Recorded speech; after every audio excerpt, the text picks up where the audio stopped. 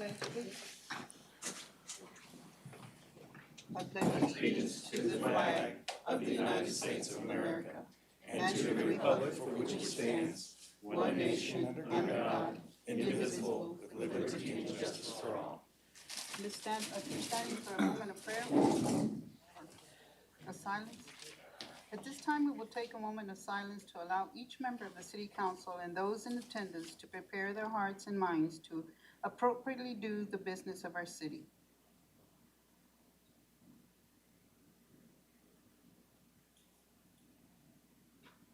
Thank you. Mayor Pro Tem, can you adjust your microphone? Way over there. Thank you, sir. Good evening and welcome to the City Council meeting for May the 4th, 2021. We will begin by asking our City Secretary to call the roll. Councilman De La Garza, I am present. Councilman Bucknight, Here. Councilwoman Scott, Here. Councilman Young, Here. Councilman Lofgren, Here. and Mayor Pro Tem Solis. Here. Seating in the council chambers remains limited to allow for social distances, and there are still many residents in our high-risk population. For those reasons, we will also continue allowing citizen participation to video conferencing. To learn more about all the ways that you can watch the meeting and participate remotely, we encourage you to visit www.victoriatexts.gov/talktocouncil. There are many options for how you can participate in our meeting tonight, ranging from watching on TV or speaking in citizen comments through Zoom. Mr. Garza, do we have any announcements for this evening? Good evening, Mayor Pro Tem and Council. We do have one announcement for this evening that's going to be spearheaded by our City Attorney, Thomas Goosh.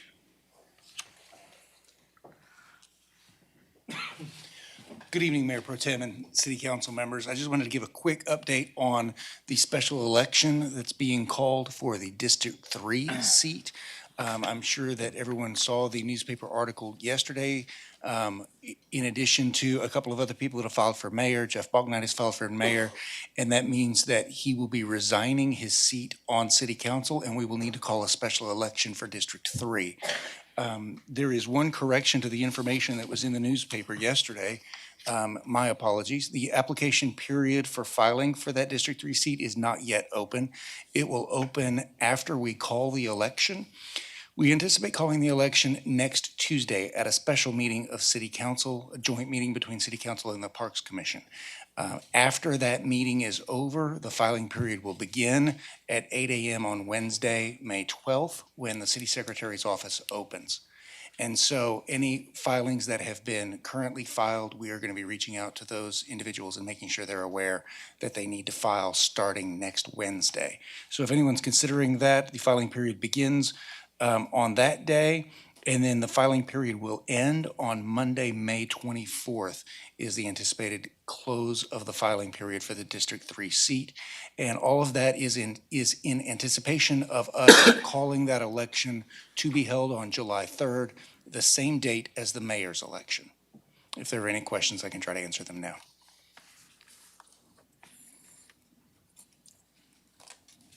Thank you. Questions? Okay. Thank you. Thank you, Thomas, for that clarification.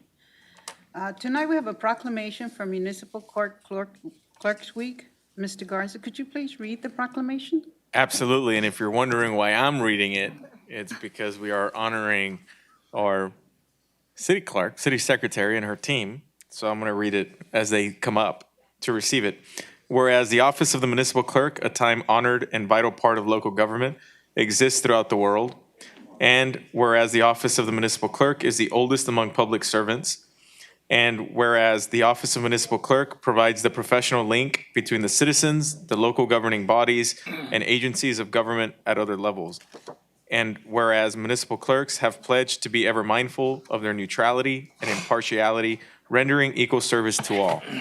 And whereas municipal clerks continually strive to improve the administration of the affairs of the office of the municipal clerk through participation in education programs, seminars, workshops, and annual meetings of their state, province, county, and international professional organizations. And whereas it is most appropriate that we recognize the accomplishments of the office of the municipal clerk. Now therefore, I, Josephine Solis, on behalf of the Mayor Pro Tem, by the authority vested in me as the Mayor Pro Tem, designate the week of May 2nd through May 8th, 2021 as Municipal Clerks Week in Victoria, Texas, and further extend appreciation to all municipal clerks for the vital services they perform and their exemplary dedication to the communities they represent. And so, congratulations, and thank you for your service.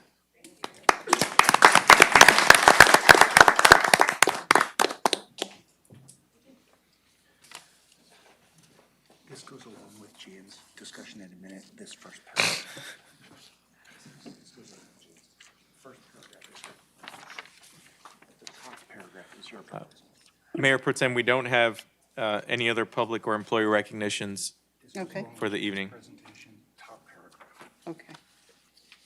This goes along with Jan's presentation. Okay. The top paragraph. Tonight, we have 2 items from council. I will ask our city secretary to read each item, and then for the listed member of council to present the item.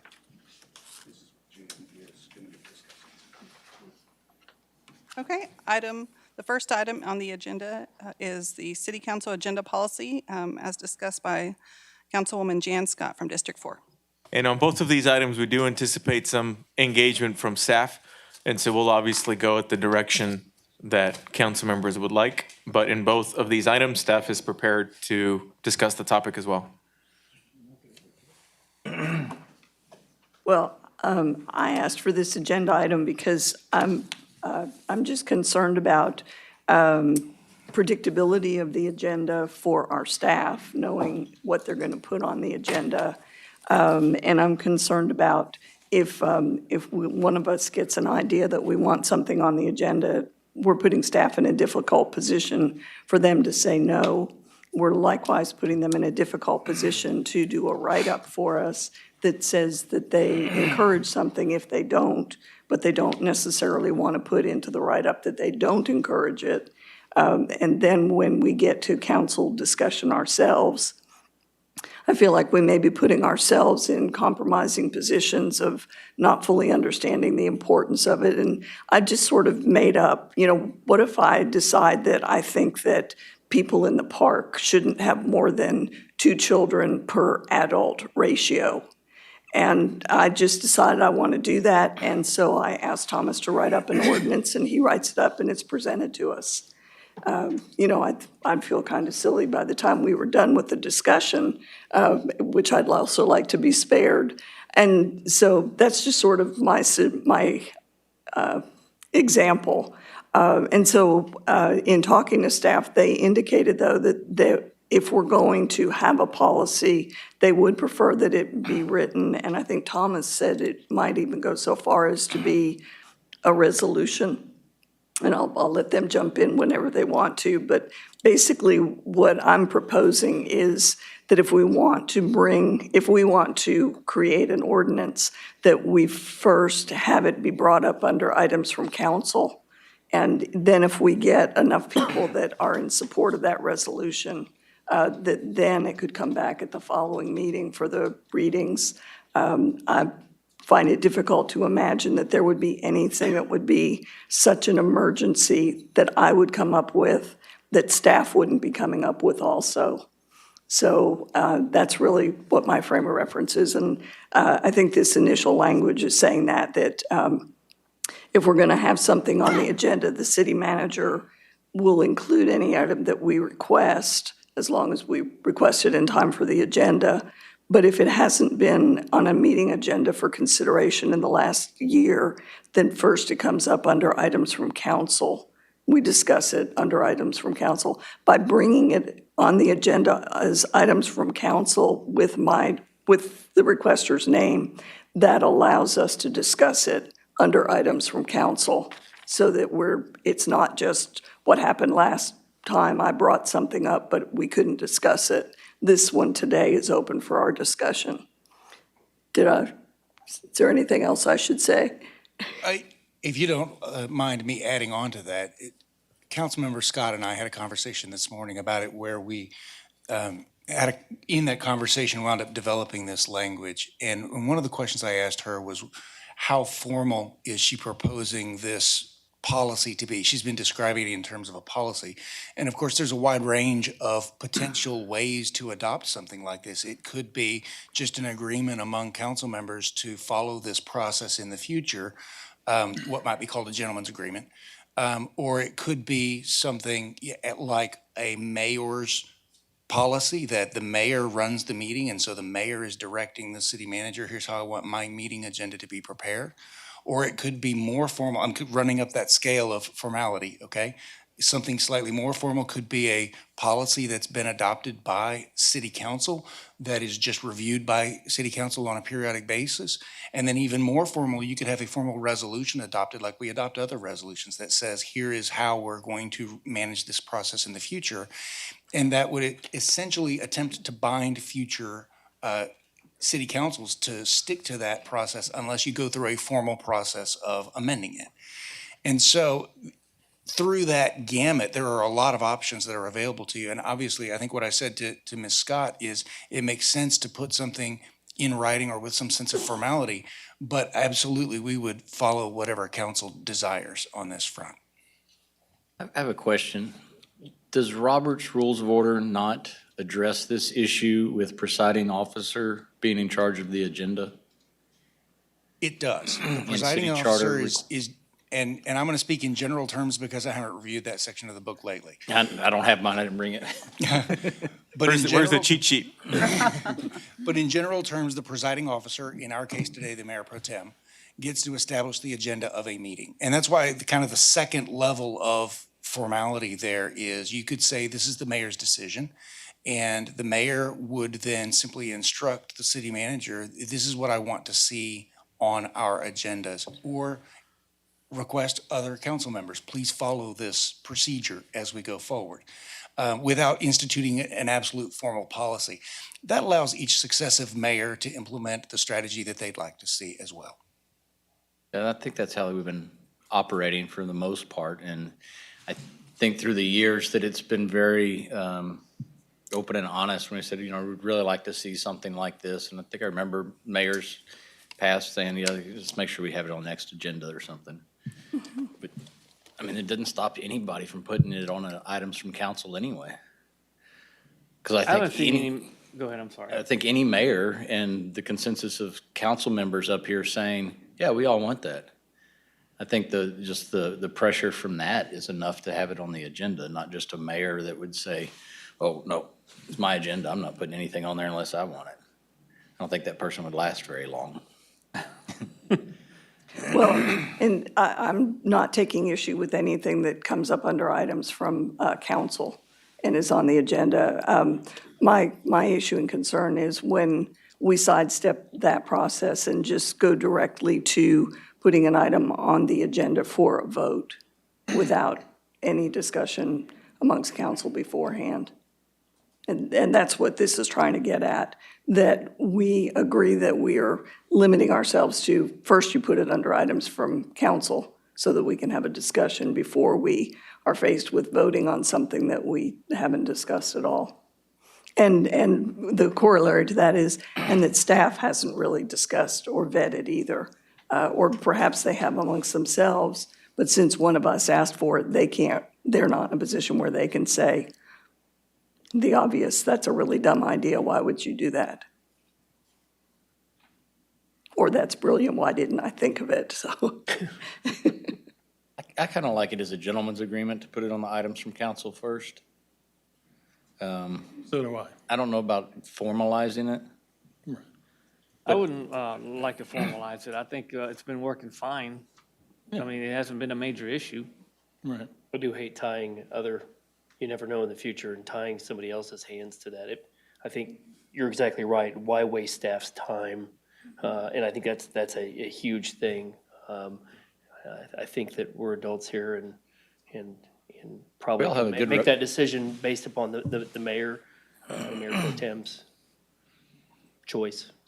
Well, I think I agree with you guys that, the gentleman's agreement's fine for right now. If somebody in the future wants to change it, I think that they have that option, in the future. And I like don't you said, disagree with your sentiment. each I mayor understand where would you're coming have, from. the option to do it. So, not that I disagree, but, for right now, I like how we all communicate honestly, and I think a gentleman's agreement for this council works fine. It may not work for every council, Right. but for this council, it works, I think it works very well. I think we work very good together, and I don't, not that we don't foresee it in the future, Right. if, somebody else changes, but I think for right now, we're Yeah. fine. I mean, that's not what we've done in the last year, and so that's why. I mean, it's 3 different times we haven't. So, but that's fine. I mean, I think just bringing it up and having some discussion and making people aware of it. Well, I think you bringing it up and making us aware that, you didn't feel comfortable when it was put on the agenda without discussing it. I think that's enough for us to take that into consideration and, putting that into practice. Okay, Thank you. you're welcome. Okay, item number 2. It says 3 on here, but it's. April, if it's okay with you, I'll introduce the topic. Oh, yes, sir.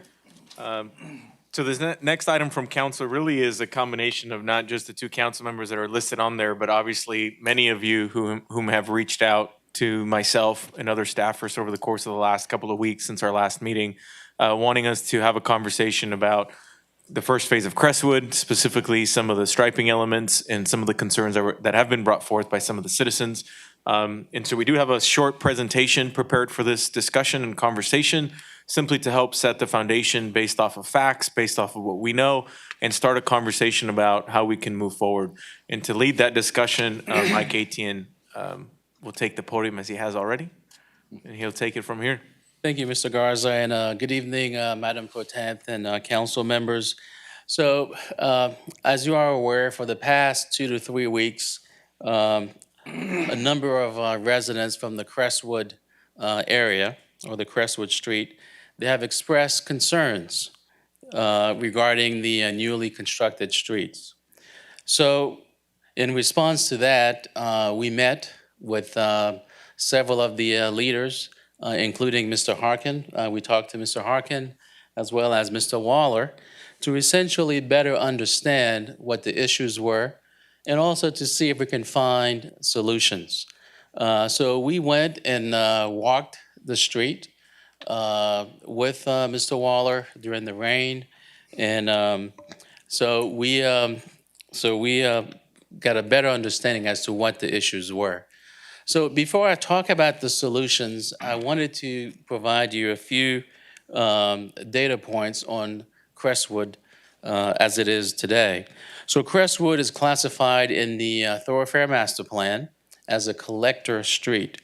So a collector street or road is a low to moderate capacity road which serves to move traffic from local streets to larger arterial thoroughfares.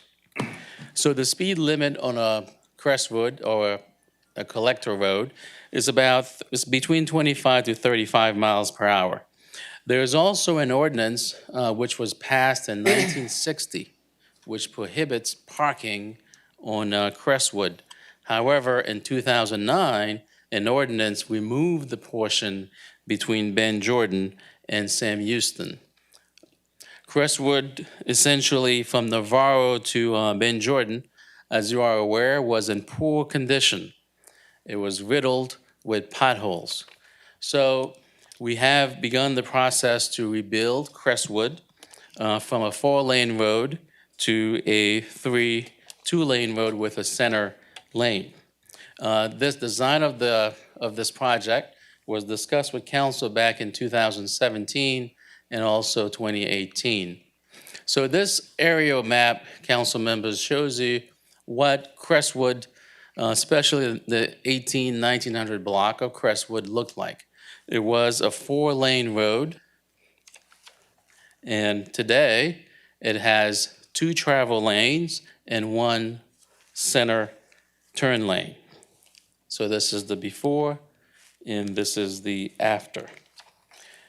In terms of traffic counts, in 2019, the peak traffic, we saw about 6,160 cars per day go on Crestwood from Navarro to Sam Houston. So between Navarro to Laurent, we see about 5,233 to 5,800 cars per day. Between Laurent and Ben Jordan, about 4,000 to 6,000 cars per day. And from Ben Jordan to Sam Houston, only 2,987 cars. So the traffic is fairly low from Ben Jordan to Sam Houston. We also, from April 26th to May 3rd, our police department conducted a traffic or a speed study. The speed limit, as you know, on Crestwood is currently 30 miles per hour. And during that time period, or the period of the study, the average speed was about 85% were about 32 miles per hour, and about 20,000 cars were observed during that time period. In regards to the level of service, the level of service on Crestwood at the moment is currently good. It is an LOS of A through B. So if you're looking at this map, specifically, if the color of the street is green or yellow, it means the current traffic flow is good. So there is really no congestion. So if it's green or yellow, so that's the level of service. So the current level of service in Crestwood is currently good, which means no congestions. Now, if the color is red or orange, it means the traffic flow is not good in terms of high congestions, or there is something that's causing the traffic to back up. So again, we are committed to addressing or to finding workable solutions to address the residents' concerns. So as such, staff, especially our city engineer, Ken Gill, and our planning director, Julie Foljam, met and to essentially find workable solutions that could address the needs of our citizens. So at this time, I would like Ken Gill, our city engineer, to come forward and talk about some of the findings and solutions that could be considered.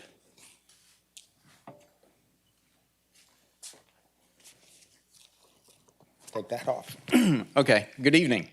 Couple of the things that I noticed out there and is just getting traffic to pay attention to speed limit signs. And one of the first things you'll see up there to reduce speeds is, of course, traffic enforcement and through our police department. But another one that we have not done in Victoria yet, we've done them on the stop signs, is you illuminate around the sign. We haven't done it on speed limit signs yet, but it is a viable option. And I think that's something that gets people's attention. As you're driving down that road, it'll always be flashing, it's bright, it's LED, and they're solar powered. So we don't have to put lines or another power pole.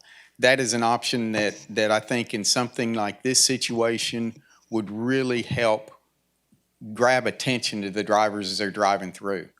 Another option, of course, is one of the things that the citizens brought up was parking along the side, and revising the striping in any manner is the estimated cost about $20,000.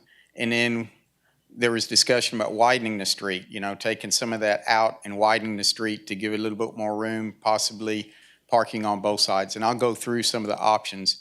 That one is fairly expensive because it's going to involve a lot of demolition and then re-adding the street back in. This is the existing condition. 13-foot travel lanes, a 14-foot center turn lane, and then a 13-foot travel lane. The option one that we have is basically taking what's there now and putting a edge line, a white edge line, maybe a foot off plus or minus, right on that curb line. Basically, what we're trying to do is define that driving lane so that it does give a little buffer between the curb and the sidewalk. If you'll notice, and I brought this up, that when you're driving down a highway and you see that white edge line, you won't cross that edge line. In fact, you'll hug that center stripe even a little more until there, unless there's an oncoming car, you'll scoot over. But it's a real interesting, when you think about those edge lines, they work really well. They're on state highways. We've put them on a lot of the open sections. That is an option for just to give safety to those pedestrians and to the motorists and the residents along there. The other option, and this can go, I showed parking on the north side. It could be reversed. You could have parking on the other side. It provides a 10-foot parking lane on one side, 2 13-foot travel lanes, and then a buffer on the other side. In other words, you still have your white edge lines. Again, you could flip it where you could have parking on the south side or parking on the north side. One of the things we did look at was, can you do parking on both sides? Yes, you can. However, it makes that lane, those travel lanes, 10.5 feet wide. And to give you a reference, that's like driving down Main Street. And you know how tight that is when you're coming down Main Street and you're going the same direction. So it's tight. So it'd be that same type scenario. That's why we didn't present it as an option. It's just, it gives those drivers too much of a pucker factor. Some other options, we looked at all kinds of things. We looked at just heavy striping in the center lane. That doesn't really do anything for the speed or additional parking. But these are the two best options that we could see coming through. I want to show Lorenta Halsey. That's just a picture of the street as it was. I want to bring up the point between Ben Jordan and Sam Houston. Parking on both sides, the reason that was able to occur is that pavement is 5 foot wider. It's just, for whatever reason, it got wide in that section. And that was why there was able to put that shoulder.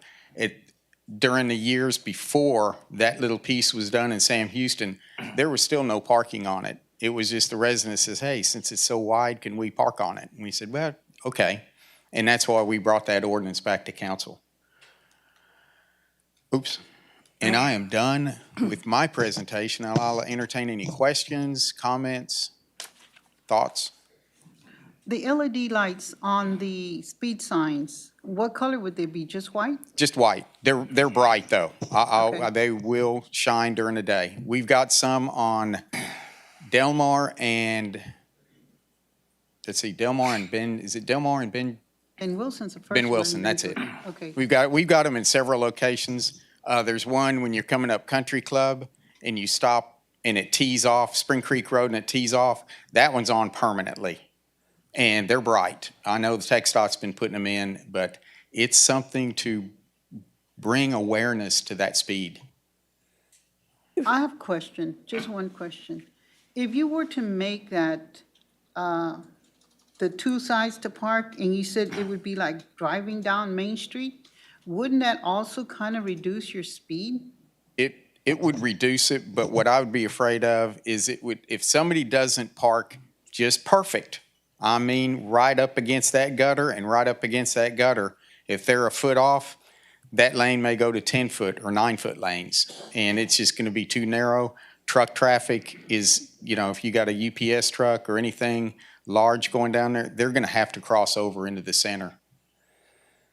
It would slow it down immensely. But again, part of this is we got to remember, this is a collector street. And once we start pulling things down, people will avoid it then. And now you're going to shift traffic possibly to other streets, side streets that don't have that volume.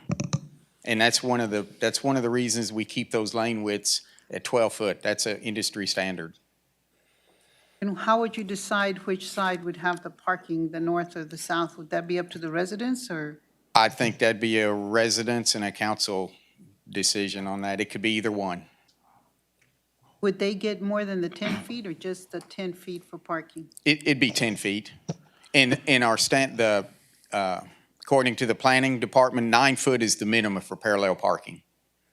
Why is there a 4-foot buffer? Could it be smaller and you could have It's just the extra width of the road. The road is about 40 foot wide. So when you add those together, it leaves 4 foot. You could make 11 foot parking lane if you wanted to and a 3 foot buffer. And you could stripe a thicker center lane too if you Sure. wanted to. One thought, since I know the conversation is parking, obviously if there is any change, it would require amending the ordinance. That's Since true. the ordinance technically currently does not allow for parking. And obviously, that's easily done by simply bringing it to council, but let's just not forget that it would necessitate that step as well. So if we did parking on just one side of the street, do we not have the unintended consequence of people darting across the street to the other side? You would have that. One other thing I just want to point out that I don't know if the residents have thought about this is once you allow parking, anybody can park in front of your house. It's public. So if the neighbor wants to park in front of his neighbor's house, he can. It's not dedicated to your house. And one of the things that we discourage and we try to, work with property owners when they're redoing their house or building a house on an arterial or collector is have a turn in, a motion where you can pull in your driveway and you've got a turnaround where you can face coming out and see the traffic. In this instance, there's really not a lot of room to do that with the way the houses are configured. So that means as that car's backing out that driveway and they're looking down the road to look for oncoming cars, if there's a car parked, they're gonna have a hard time seeing. And it's just something that I think the residents need to be conscious of is it's gonna put, a possible difficult situation into them. That's why a lot of the on-street parking is limited to where there's no access driveways perpendicular. It's a parallel street. Main Street is a good example. There's no driveways. One thought too that might impact the discussion on where you add parking is that there is, and I don't know if there was a way to zoom into these images or not. I don't know if we would have a new area on there, but in any case, is the fact that the north side does have a small 3 foot grass buffer between the curb and the sidewalk. So if you did have, just food for thought, but there is that existing buffer on the north side, just something to keep in mind. We could look at mid-block crossings and looking to see what that looks like so that at least there is a crossing that's somewhat protected somehow. I'm sure that would necessitate more looking into. Obviously, maybe not ideal, but maybe worth exploring. But that's where we are. One of the things that wasn't mentioned was the fact that obviously when this project was rebuilt, we narrowed the street. And so it's not as simple as simply adding 4 lanes back because we narrowed it. And I think we narrowed it by, was it 4 or 5 feet? Yes, sir. It was about 44 to 45 feet prior. So it just makes it, unless, we want to spend $1 million to knock out a curb and refinish it, it was just impossible to add 4 lanes back. Well, we were trying to accommodate pedestrians and bicycles in that area. And that's part of why we narrowed it so that we could increase the sidewalk. Right. And another reason that came up was when you look at Crestwood, as it intersects Navarro, as it intersects Lawrence Street, and as it intersects even Main Street, it narrows down to 3 lanes at every one of those major intersections. So there was always a merge factor going in, whether it's 4 lanes or even just 2 lanes. We could put some potholes back. That would slow it down. Did Well, y'all have any, obviously, speed humps, but it just Right. depends what issue we're trying to mitigate, right? Exactly. did y'all have any discussion about 13-foot travel lanes with equal buffer zones? Yes. And that is, I think, comes out to about a 6.5 foot buffer zone on either side. Does that solve anything though, except for buffer away from the residents? That's, Well, we wouldn't be able to allow parking with a 6.5 buffer. Right.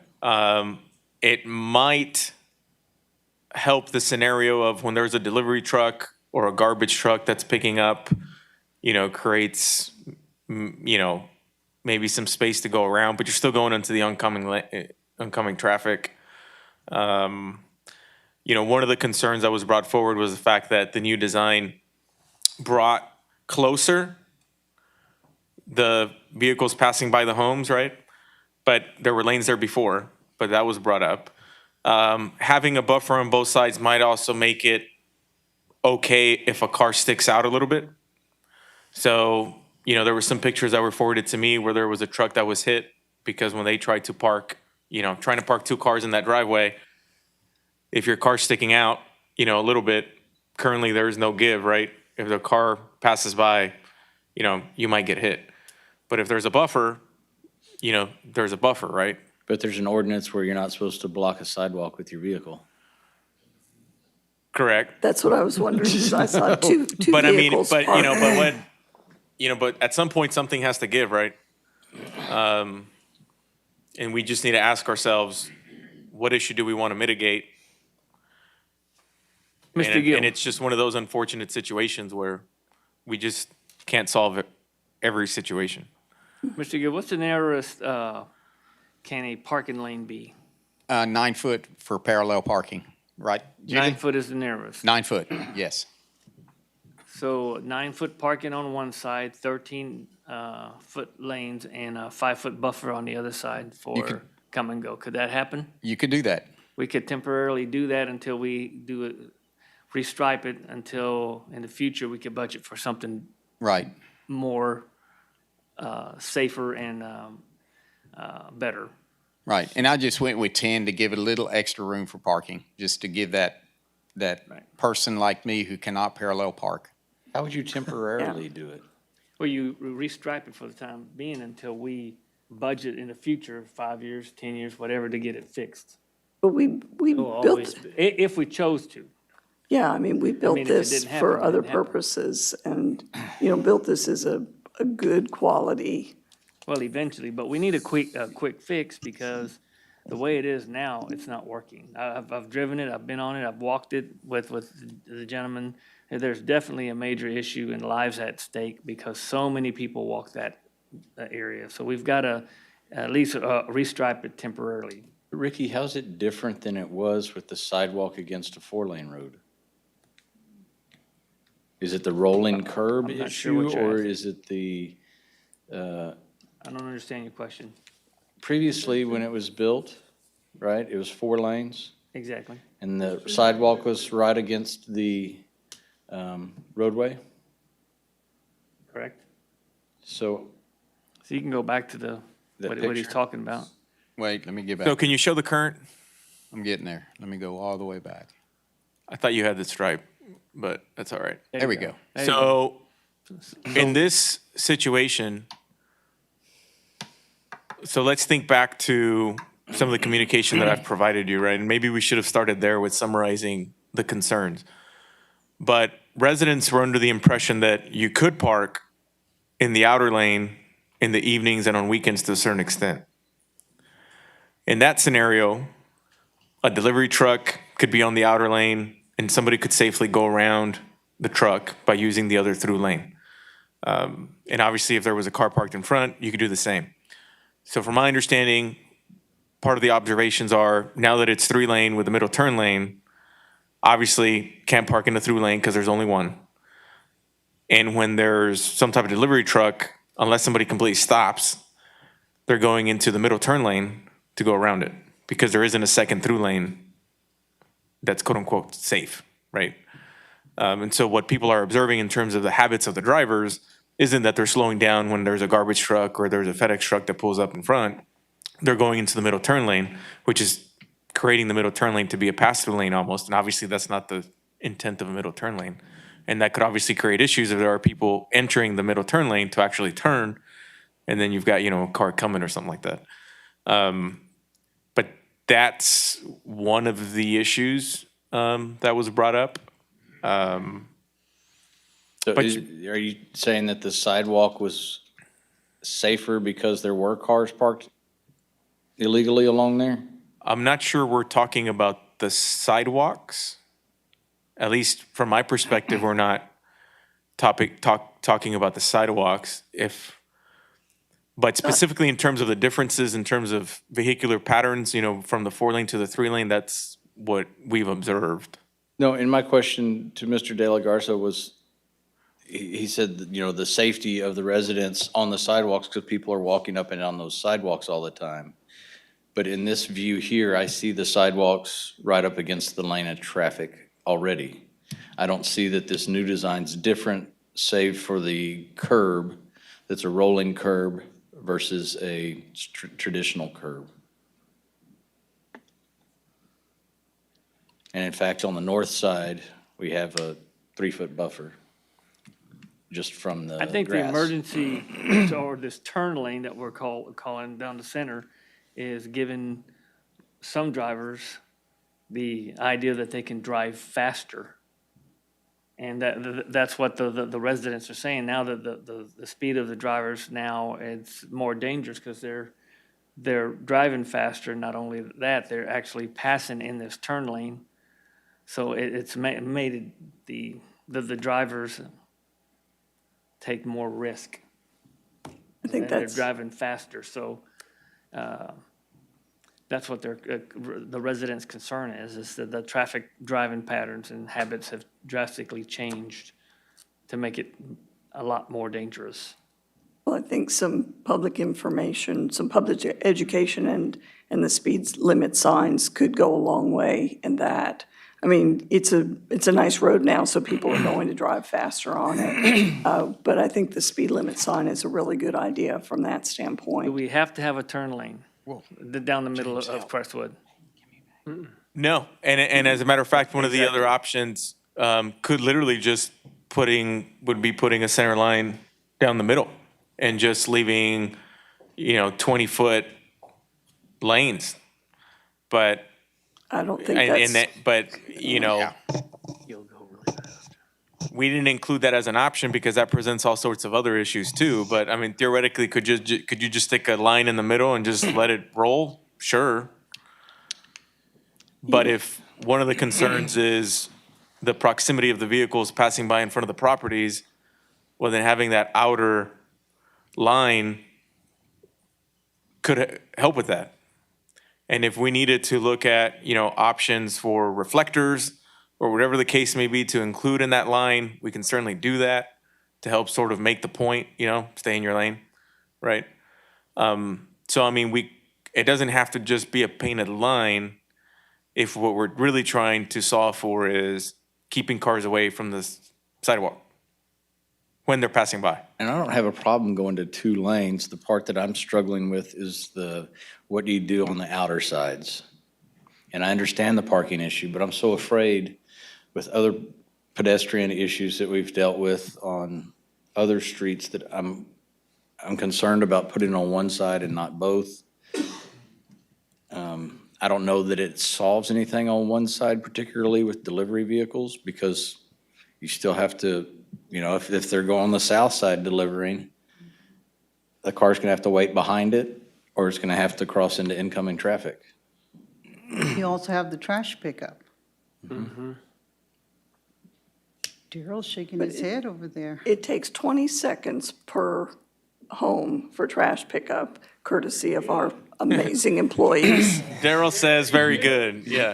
And, so yes, it's definitely an issue. And I suppose if it's an ambulance with its sirens going, we have a big conflict. But the reality of that is just not enough to justify a lot of And that change. when it comes to garbage pickup and deliveries and especially garbage pickup, we have a lot of roads that are 2-lane open sections where, I mean, you're going around them. It's slow. You're cautious.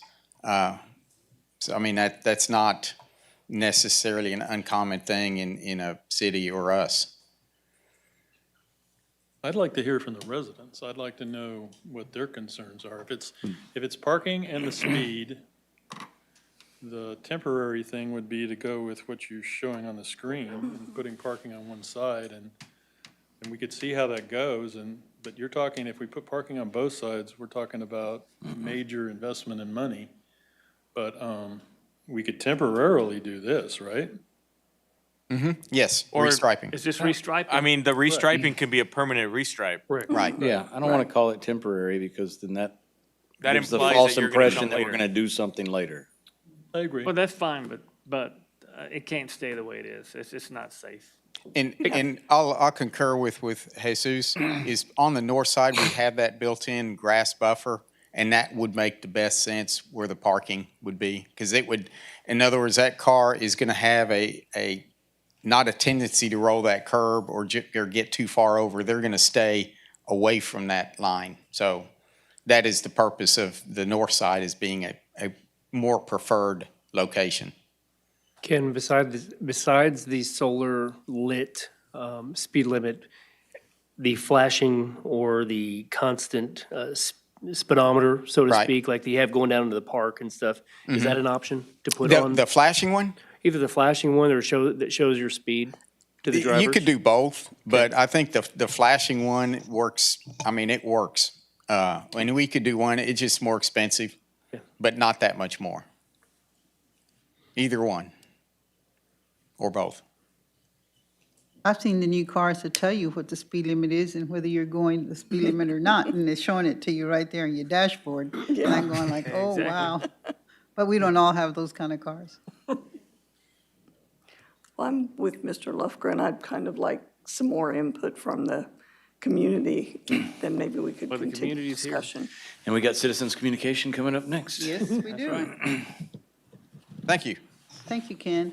We may have to call you back up, so don't leave. Okay. As a reminder, citizens' communication may be done either in person or through video conference. We would encourage anyone who has any recent exposure to COVID-19 or those who may be high-risk population group to make use of the video conference option. These instructions are again available at www.victoriatexas.gov/talk-to-council. Comments will be limited to 3 minutes in duration and will be received by audio only.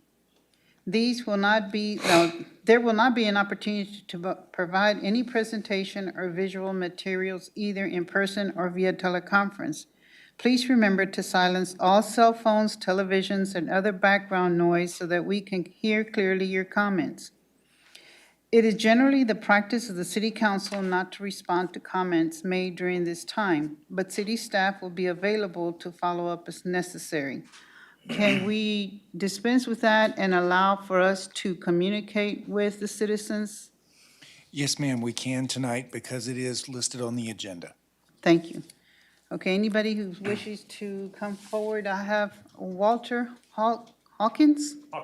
Hawkins. Okay, thank you, sir. Now, my presentation is going to take more than 3 minutes, ma'am. That's fine. Okay.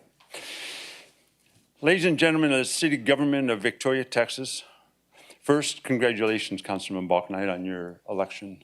Thank you, Mr. Hawkins. Speaking on behalf of the residents along the recently completed restructured section of Crestwood, we wanted to thank our Councilman, Mr. De La Garza, and Councilman 5, Councilman Mr. Young, for coming to the residential gathering that us residents had, where we are voicing our disapproval of the reconstructed layout of the road, which puts traffic right next to the sidewalks that have no barrier curbing to deflect out-of-control vehicles away from our yards and families, which now take away our front yard usage for safety concerns.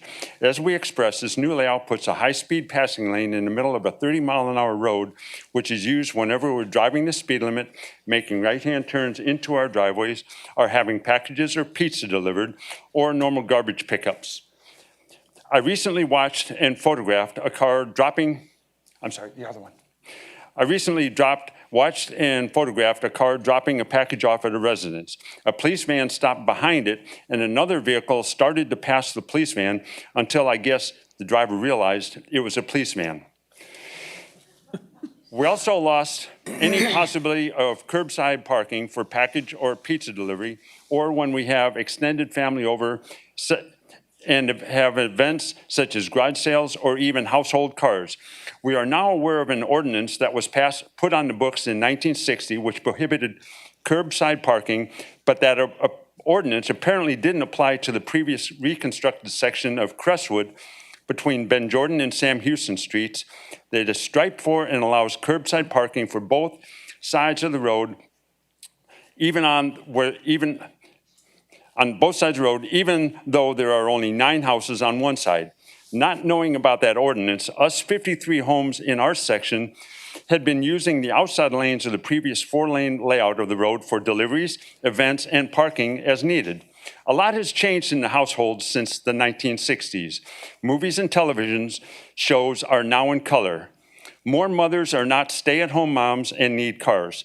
Teenagers drive themselves to high school and need cars. More teenagers go to college and need cars. So more cars are in the household. I understand the part of the reasoning for the ordinance was to label Crestwood not as a residential road, but as a collector road. Once again, I guess that classification stops at Ben Jordan and doesn't extend to the end of Crestwood at Sam Houston. I also understand the reasoning for the wider sidewalks were to accommodate pedestrians as bicycles, but then it was instead decided to put a strip of grass in it. Yes, this layout is safer for traffic flow, but is very hazardous for us residents as we sit on our front yards, try to get in or out of our driveway, or even mow that strip of grass with traffic right beside us. If you drive the 30 mile per hour road, you will see that there is not constant buffer-to-buffer traffic, and at that speed, as you approach a car slowing down to make a left turn into their driveway, it only means taking your foot off of the gas pedal unless you aren't traveling 30 miles an hour or are right on our bumper. So we feel that there is no need for that center lane, which serves as a passing lane. Back to offering thank yous to other than Councilman De La Garza and Councilman Young for attending our residential gathering last Friday. I also want to thank Sergeant Bernard of the Traffic Enforcement Division of the Victoria Police Department. And thank you for all police department members for your service to the badge. For his having radar speed signs installed to record the speeds. Do they work? As I let him know, as I watch as vehicles pass, when the sign starts flashing the overspeeds, the brake lights come on and the speeds quickly drop until the sign stops flashing, showing the under 30 mile an hour speed. I also want to thank the City of Victoria for restoring another lost tradition, that of coming together as a neighborhood as we have these last few weeks. In a time when we're so busy with work and our families, there is no time to think about those that live in the boxes/homes down the street. At the church that hosted the gathering, kids played with other kids, neighbors talked with non-neighbors. Thank you for opening our neighborhood. That won't be the last neighborhood gathering for us. Regarding traffic speeds, we all know that only speed enforcement will control speed, not restriping. Thank you for listening to the residents of Crestwood who are only asking for the same considerations afforded the 9 homes on Crestwood between Ben Jordan and Sam Houston and restore our residential right for street parking. Now we pray you make restructuring changes to accommodate all the concerns that the residents of Crestwood are voicing, from family safety to curbside parking. Hopefully all of these will be addressed in a timely manner before the section currently under reconstruction is completed, because it will affect and involve them as well. We also want to thank the Victoria Advocate and KAVU Television Group for assisting us residents in getting our concerns expressed. And thank you for this time as well, the residents of Crestwood. Thank you, Mr. Hawkins. You're welcome. Do we have any questions for him? Everybody's okay? Oh, that's fine. Okay, next we have Dennis Waller.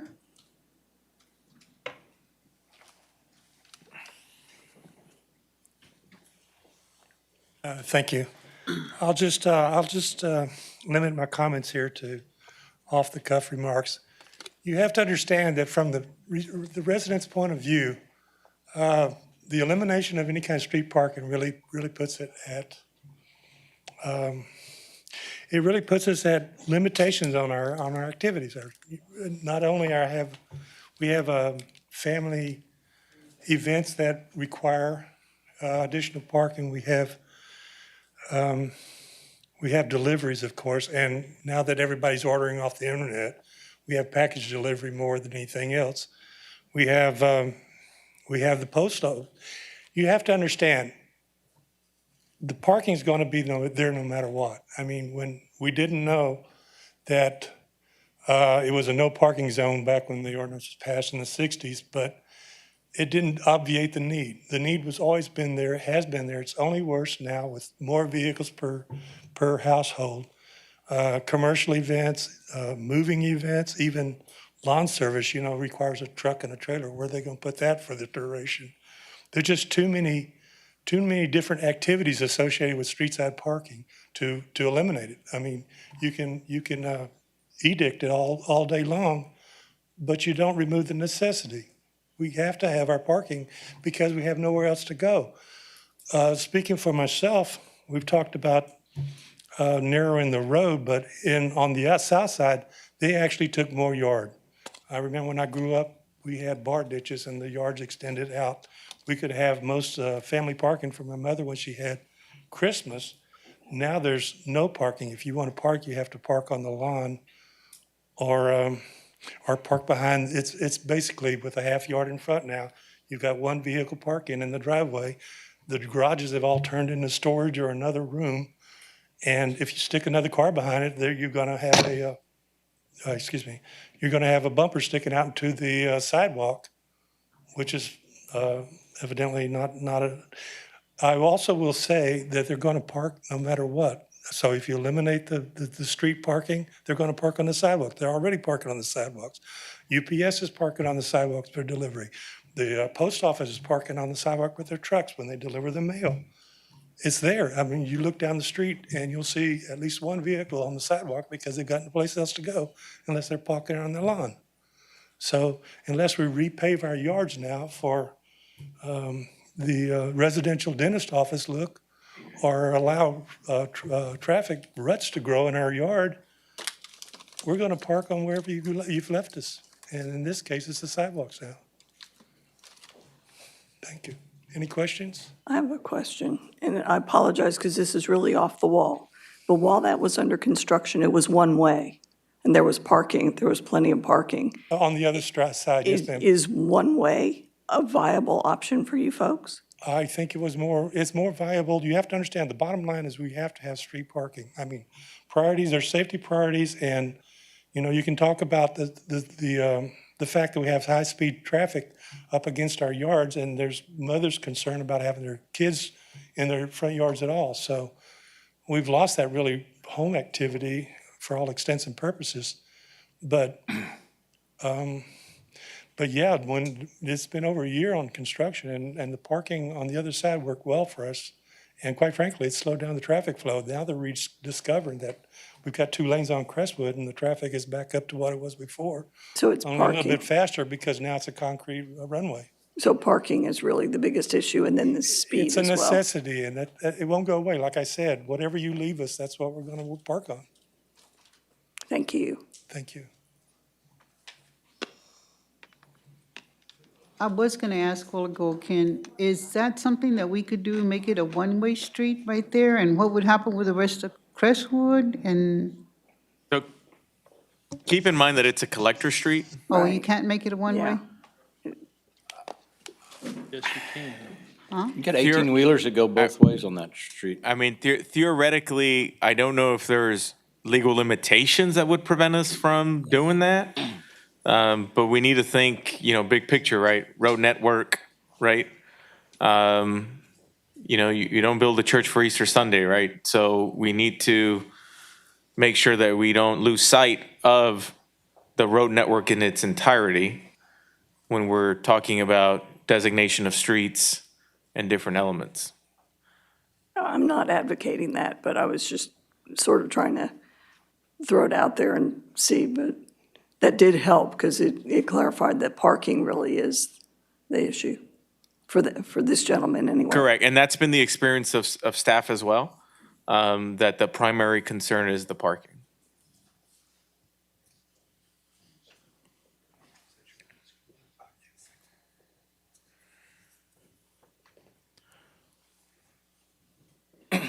I'll also add that we discussed an option of having a single sidewalk and street parking on both sides. And we have a lot less pedestrian traffic. I understand the ideal of having bicycle and pedestrian traffic makes it idyllic for living. But in our case, we really don't have students walking down the road like we used to. And a single sidewalk on either side would serve us well. I don't think we have We have to that give it- option, though. That's it. Well, it may be in the future, you know, $1 million is $1 million, but 5 years from now, that's gonna be a lot cheaper. I mean, that's a public improvement. It's a public accommodation. I don't think we have the option of saying, Quite frankly, from my point of view, I think it's straight down the middle, take your standard widths for both sides for traffic flow, and then give us what's left, and even if we overhang on the parking, if we overhang the parking on the sidewalk, that's better than parking completely on the sidewalk, and at least that'll allow a lane for deliveries and moving and all the things that are now a part of our life, and then too. Thank you. Thank you.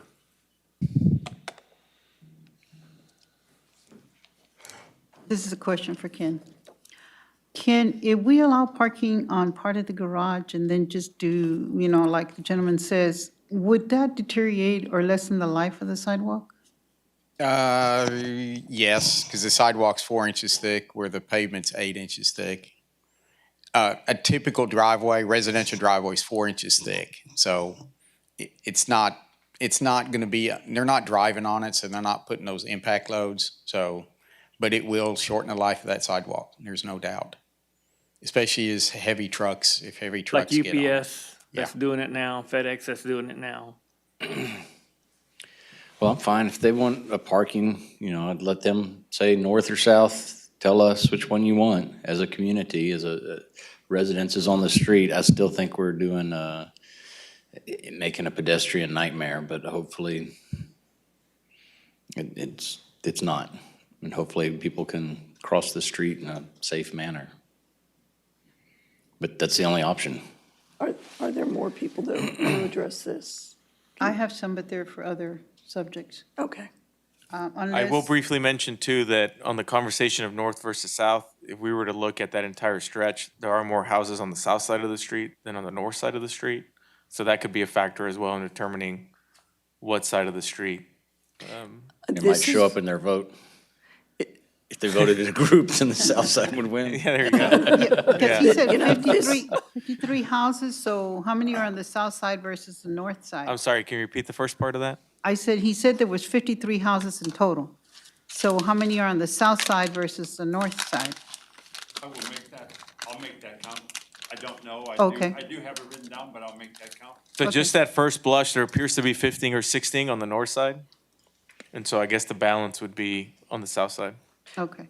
Okay, so this is like off the cuff, and I'm not the city engineer, so it's going to be a really crazy idea.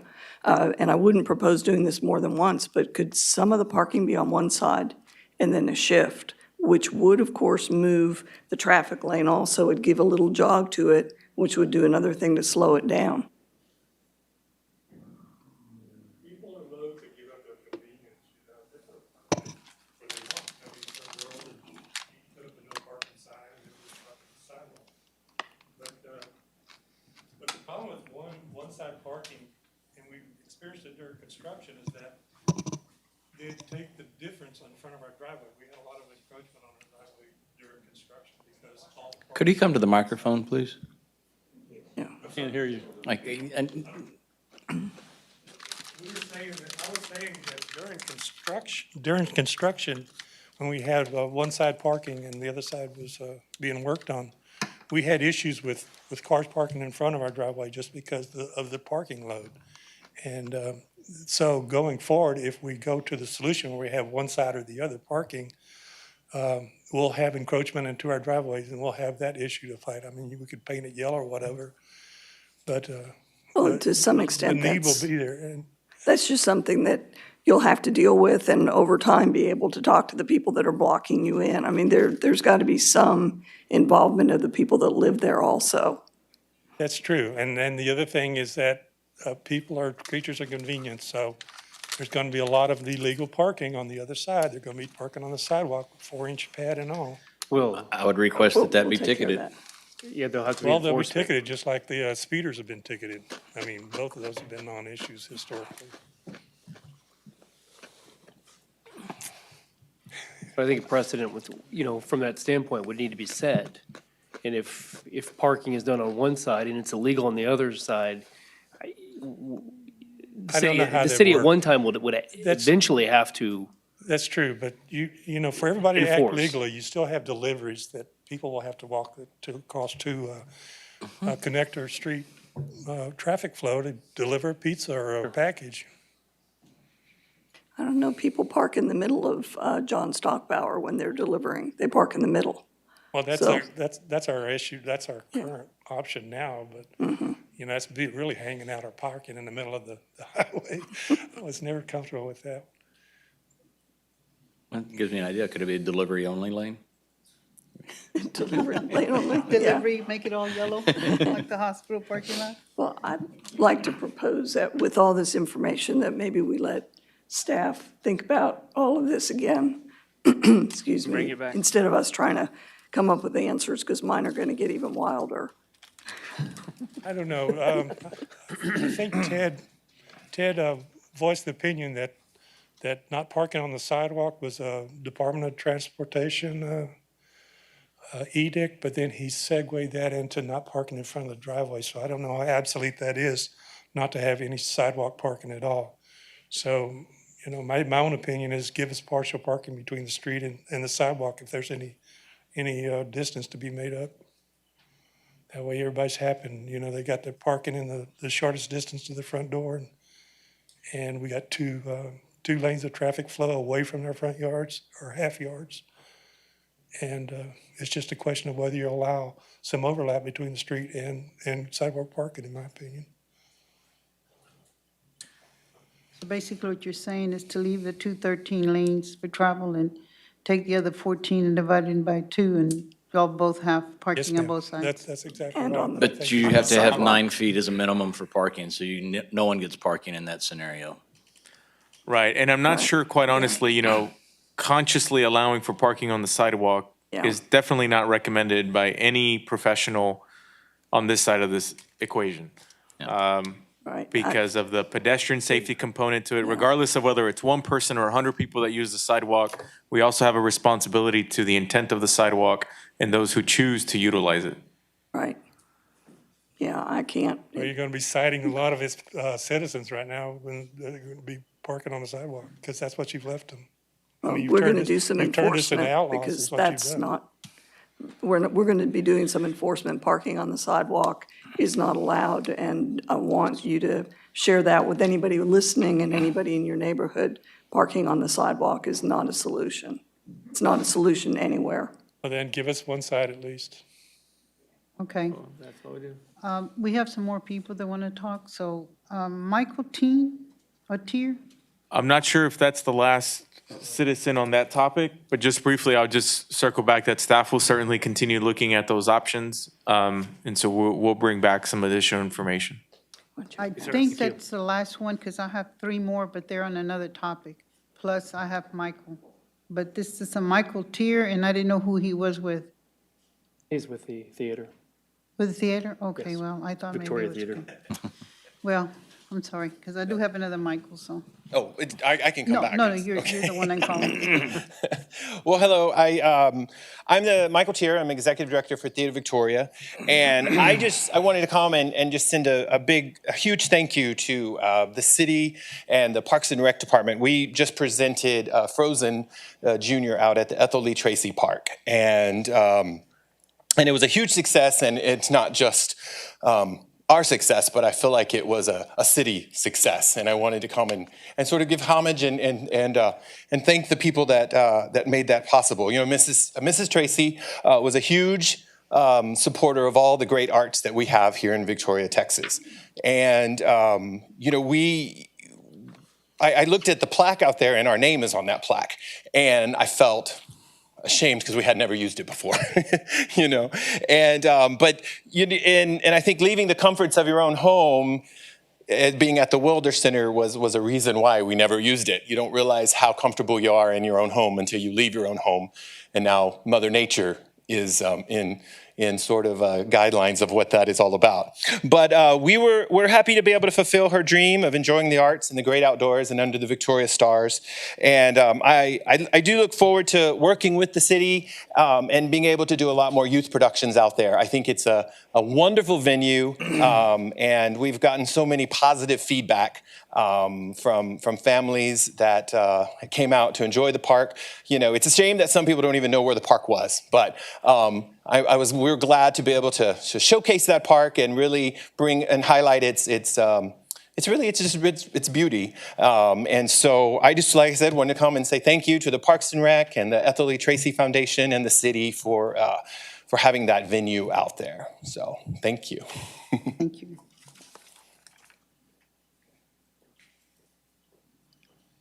Okay, I have Michael Bonderon. You do have 3 minutes today, Michael. Oh, okay. I could probably make it less. Oh, good. Thanks for having me, City Council. There's potholes in the trailer park, and I realize the city of Victoria isn't responsible for it, you know, but they are dangerous. The ice cream truck said he ain't coming back anymore. It almost flipped it. He's never coming back, and it was a year ago. And the UPS truck comes, and they have to work real fast so they can keep their job.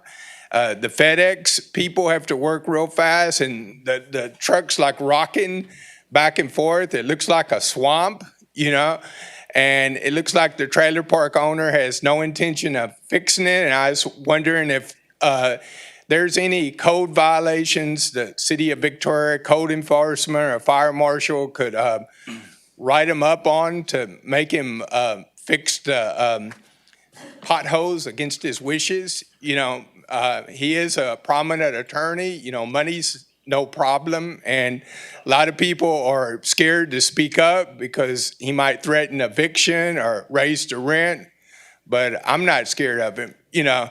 And I was thankful for the city of Victoria to stand in up to him. A lot of stuff he refused to fix, and they cited him and fined him and made him fix all the stuff and take care of it. But it is a danger, and I wish they could put some kind of sign saying dangerous potholes, drive at your own risk or something.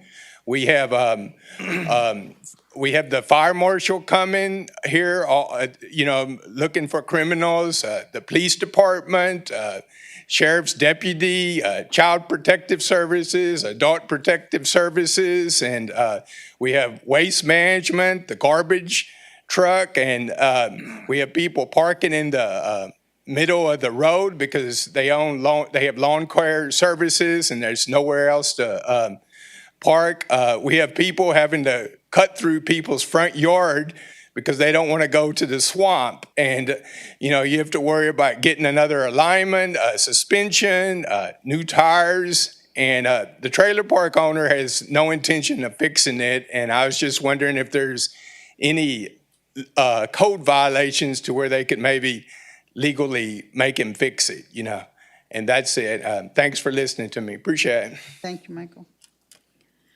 Sandra McKenzie?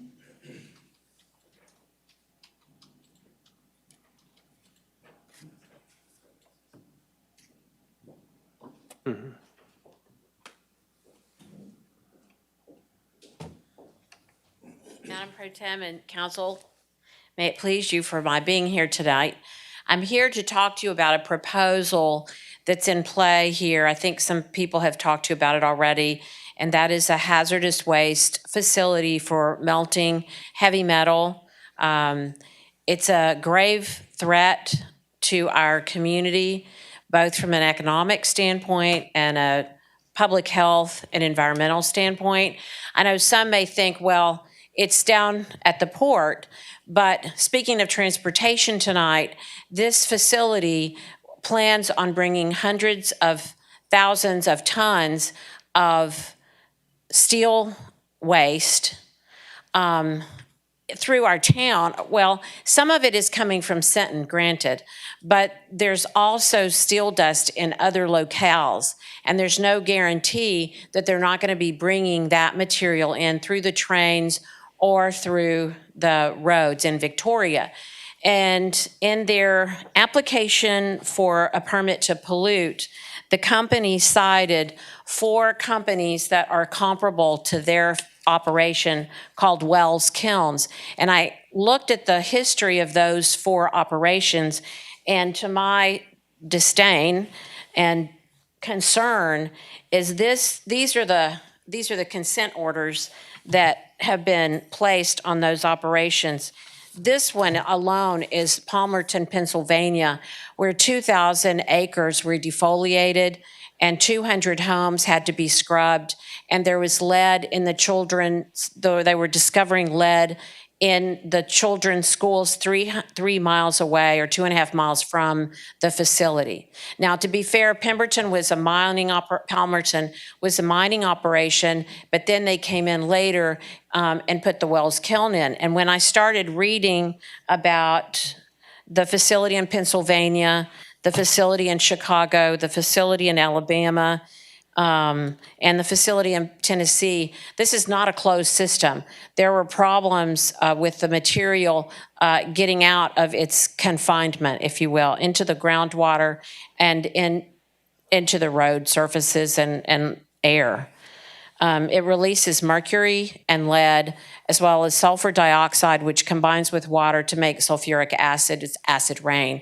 And so I don't know if you remember about the acid rains back in the 70s in the New England. This may be one of the places, Palmerton, where it was discovered.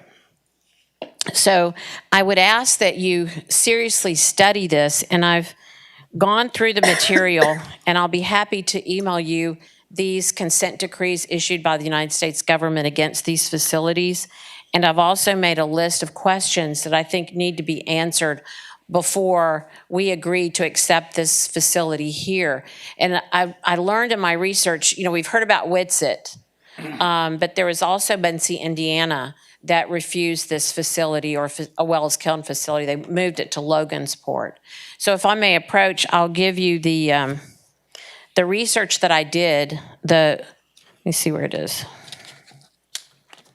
But I ask you to really strongly look into this. I thank you for your time, but really look into it and request a public hearing and a contested case hearing so that we have an opportunity to investigate this further. Thank you. Oh, there they are. Okay, let me put my mask on.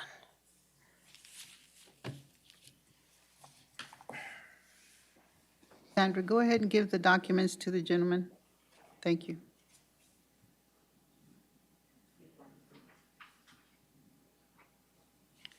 Thank you for all your research. Questions? I know you don't have comments, but do you have any questions? The item isn't posted on the agenda, so it can't be discussed. Thank you. Thank you. Next, we have Elizabeth, I can't say your last name. Ivinsky.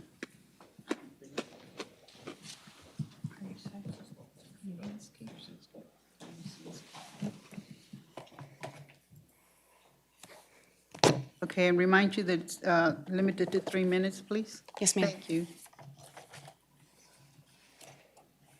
Mayor Pro Tem, Councilman, Councilwoman, thank you for allowing me to speak this evening. My name is Elizabeth Uzinski, and I'm coming to speak to you as a nurse with 15 years of experience here in Victoria. I'm coming here specifically to speak to you about Zinc Resources electric arc furnace dust recycling facility, specifically in regard to its lead emissions.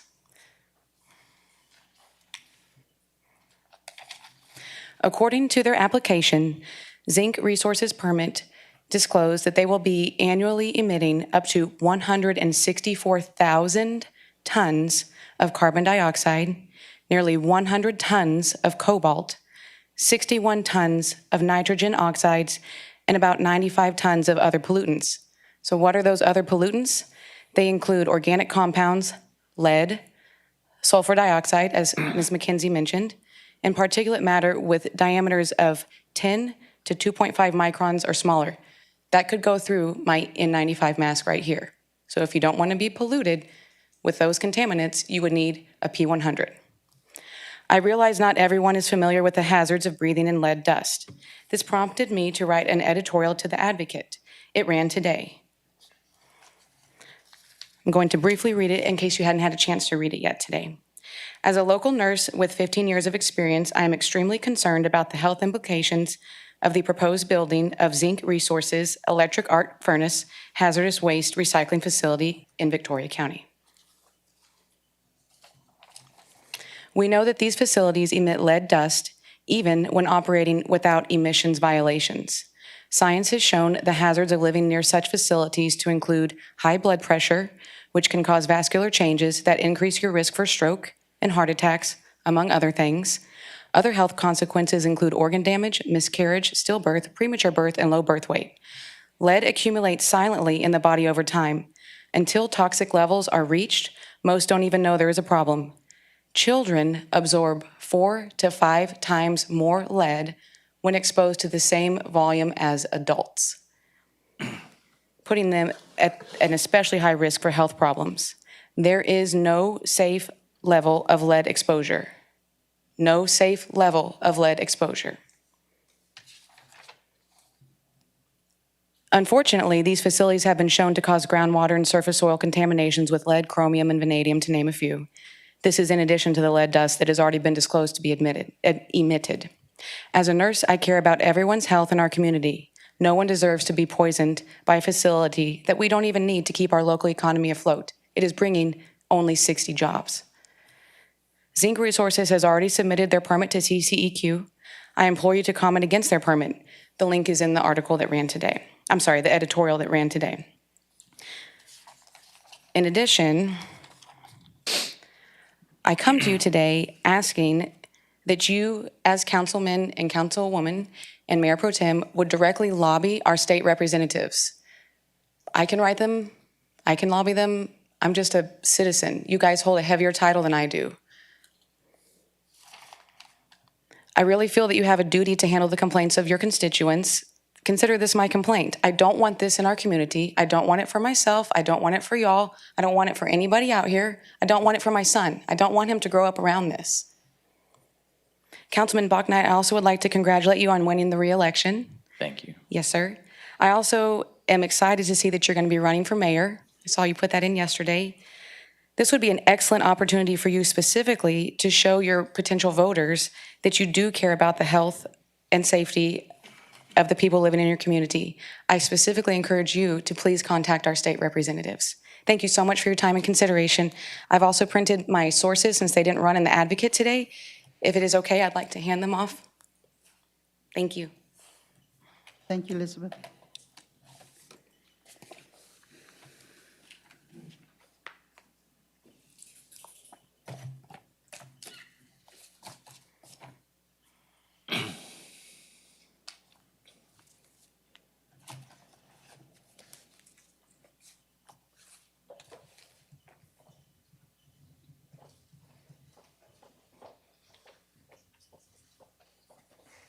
James, do we have any other citizens wishing to speak to us through video conference?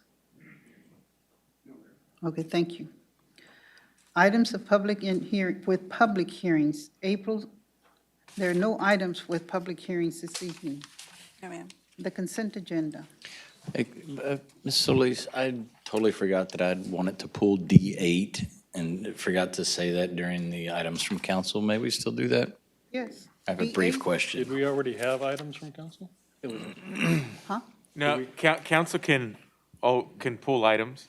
No, but do we have items from council? We had a couple of We them didn't have with an open names. one. We didn't do. Well, I'd like Yeah, to- we had I'd like two to- items. I'd like a Okay. moment. Oh, okay, I'm sorry. Okay, you can pull D8? Yes, thank you. About 5 months ago, Josie asked when we were going to get stuff from animal control about the amount of animals in a household. And I would also like to know, why it hasn't come to us. And I would also like to talk about vicious animals. There's state laws if a dog hurts a human, but if a dog kills another dog, a loose dog, there are very little consequences to that. And I'd like, when this is brought to us, that we have a discussion about it, because in my neighborhood, for example, a person was walking their dog and a loose dog attacked their dog and killed it. And I think it's something we should discuss. The other thing I wanted to bring up was Salem Road. It's a TxDOT road. It's 5 It's 4 lanes with a turn lane in the middle. There's very little light on this road, and at nighttime, it's like you can see the stars. I'd like to know, if it's a TxDOT road, or we're probably responsible for the lights now, but is there any way we get some more lighting on Salem Road? It's very dark. Are you talking about where it meets Loop 463 or? Well, All the way Yeah. from Navarro, all the way. It's very dark. Oh, okay. The Placido Benavides. just Oh. a couple comments, obviously from a factual component, since the topic isn't listed. But real quick, so on the animal ordinance part of it, as you know, that is a co-relationship with the county and the health department. And so we don't have any animal-related subject matter expert within the city organization. And so we rely on the subject matter experts associated with animal control, which are housed at the health department, to provide some of that guidance and some of that legwork. It is something that started, quite frankly, even dating back pre-pandemic, but that's also within the health department. We, as of, I think, a few weeks ago, have received some suggested changes from the health department related to animal-related ordinances. That is something that's still under review, and we plan to bring forward in the near future. And so that is moving, but was delayed somewhat on the health department side since they were the ones that initiated it. Specifically to the animal, on animal part of it, that can be part of the conversation, and so we'll look at the pros and cons of incorporating an ordinance that that takes into account animal attacking animal. We know that there are other cities that have that type of ordinance, and ours is currently not that way. So we can have all that conversation on the same day. We also know that the role that we play as it relates to animal control, there is some role for municipal court to play. And so Tiffany has done a great job of developing a specific webpage for residents that want to submit complaints related to animal bites or any other issues. We now have a very specific form that can be filled out, both paper form and online, for those issues as well. And so we feel like, at least for the part that we're responsible for, we've improved. But again, the operation itself and the subject matter experts are with the health department. And so we'll be working with them hand in hand in the near future to bring that topic forward. As it relates to the lighting, as we've mentioned in our workshops, our city is very dark. And so we can certainly look at Salem, either independently or just as our overall approach. But we can look into that as well. I don't know if Thomas wants to add anything on the animal part. I would just add that, my department is reviewing the submission that was sent over from the Animal Control Division. We're reviewing it particularly for the enforceability language, and we will be responding back to Animal Control, passing drafts back and forth very soon. And that is something we anticipate bringing to council in the future. Thank you. I'm sorry. No. It was already, Okay. okay. Madam Mayor Pro Tem, may I say something as well? Michael Tier came up here and spoke, but I did want to give a big shout out to Theater Victoria. They put on an excellent program with Frozen Junior. I saw Jan here. I went to 2 performances. I did have a daughter in it, but incredibly enjoyable. The hill looking over the amphitheater is a fantastic asset to Victoria. I hope that it's used much more as it increases the use of that facility that previous councils had put up, and increase really our livability and enjoyment of the arts and in use of that facility. So kudos to you on a great performance, and look forward to many more out there. Thank you. I had one more item, and I'm gonna bring it up in more detail next week, but if y'all have the opportunity to go look at the dock that is next to the pump house. I had the pleasure of being at the Texas Water Safari practice race, and it can be a little dangerous getting out right there. And it's something that I want to talk about during the Parks Master Plan next week, but if y'all have the opportunity to go take a look at it, it'd be great. I'm a little bit older than you, and I had the opportunity to experience paddle flow a couple weeks ago, and us old folks had a lot of trouble getting out of those kayaks. Yeah. It's dicey getting out. Yeah, I saw one of the race contestants just fall trying to get from the dock to the stairs and, just completed a 35-mile race only to get injured right there trying to get out of the water. And, it's disheartened. But hey, if you weren't there, go do it sometime. 500 plus people milling around, getting out at that last spot at the pump house. It's a really neat event. Any more items from council? Thank you. Okay. The consent agenda now. April, can you please read the consent agenda? Yes, ma'am. Item D1 is the adoption of minutes of April 20th, 2021. Item D2 is a resolution approving a variance to Section 21-82A1 and Section 21-82A2 for the property located at 1406 and 1408 Goldman Street in order to replat the property into 2 single-family residential lots. Item D3 is a resolution approving a variance to Section 21-82A6 for the property located at 101 North Navarro Street in order to allow the construction of residential duplex within the platted setback. Item D4 is a resolution appointing the election polling place judges and alternate judges for the July 3rd, 2021 special election. Would you like to read the Spanish, Mr. Garza? Sure.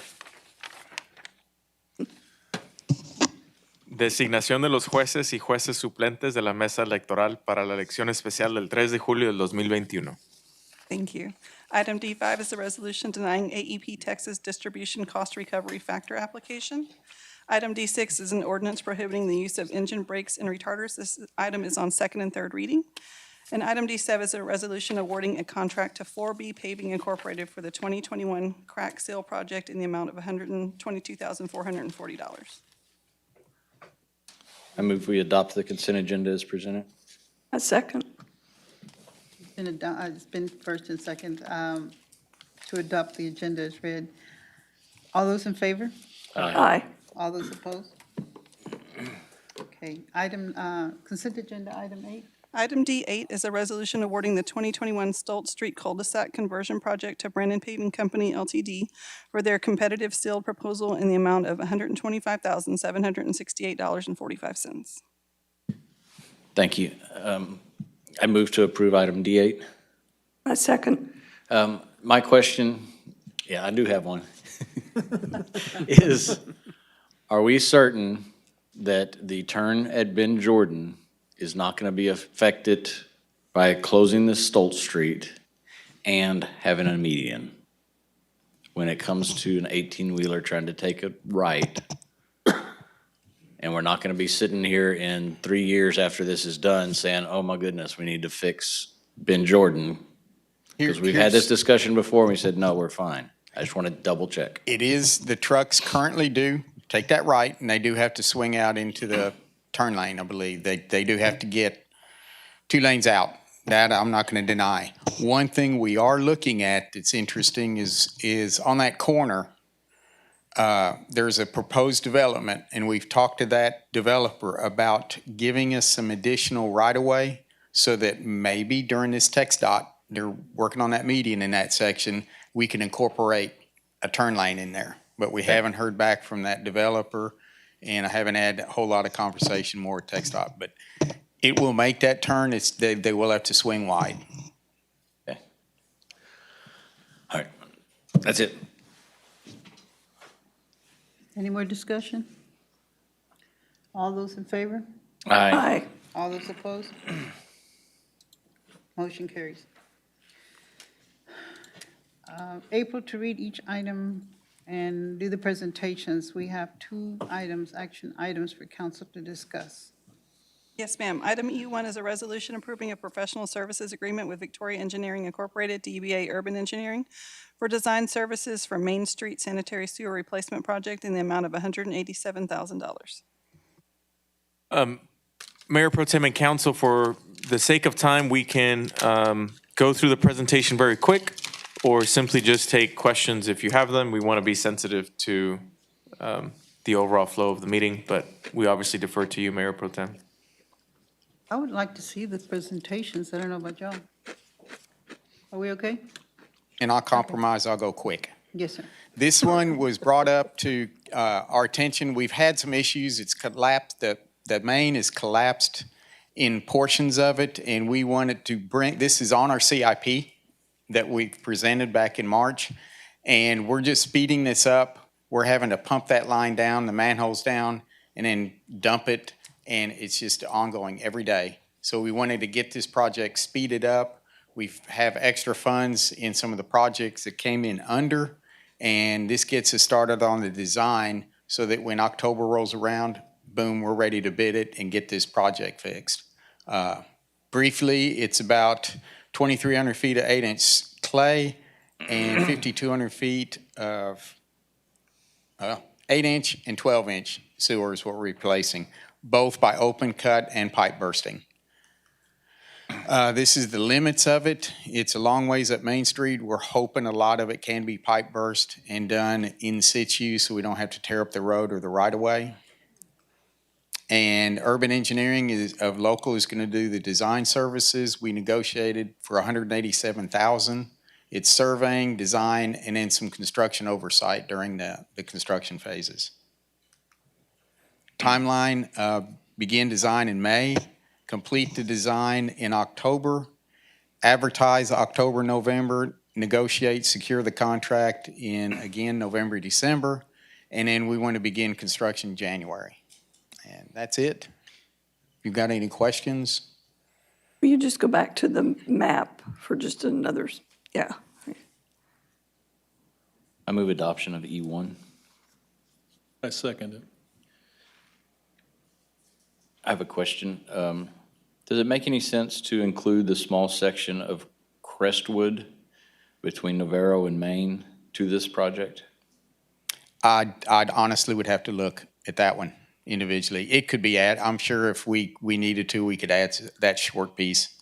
If it has sewer problems, we don't want to just fix something if it's no problem, but between Main and Vine, you're saying, or Main and Navarro on Crestwood. We've replaced a lot of that already through emergency, and that'll be in the phase 3 to fix the rest of it. Yes, Okay, so you we got know that one section taken care of. Mhm. Okay, thank you. I know Mr. which Gill. one you're talking about. Yes, thank you, Mr. Gill. So the green lights going across on, it looks like Circle, but it might not be Circle and Tupon. Those are also going to get fixed? Yes. Okay, We're going to do some rerouting of it. okay. It's been first and seconded to accept E1. All those in favor? Aye. All those opposed? Motion carries. Item E2, Item E2 is a resolution approving an advance funding agreement with TxDOT for the city's participation in the Green Ribbon Project in an amount not to exceed $200,000. Good evening, Mayor and Council. As soon as James gets it up, I'll scroll through it. I'll go quickly.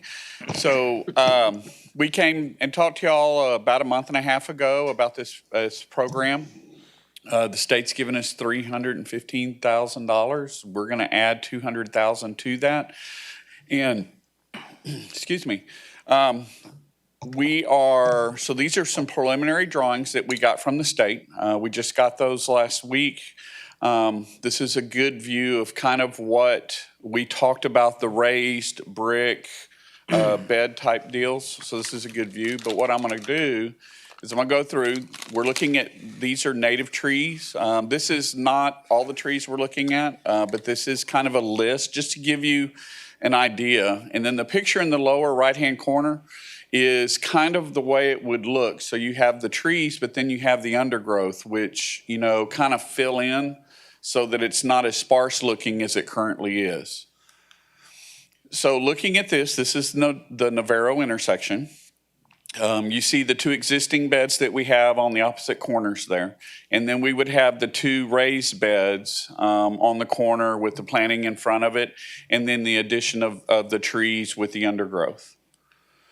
So this is kind of just a mock-up of what one of those intersections with that flower bed would kind of look like with the trees right behind it. This is the intersection at John Stockbauer. So similar to what's at Navarro. opposite corners on the ground level than what we did with Navarro.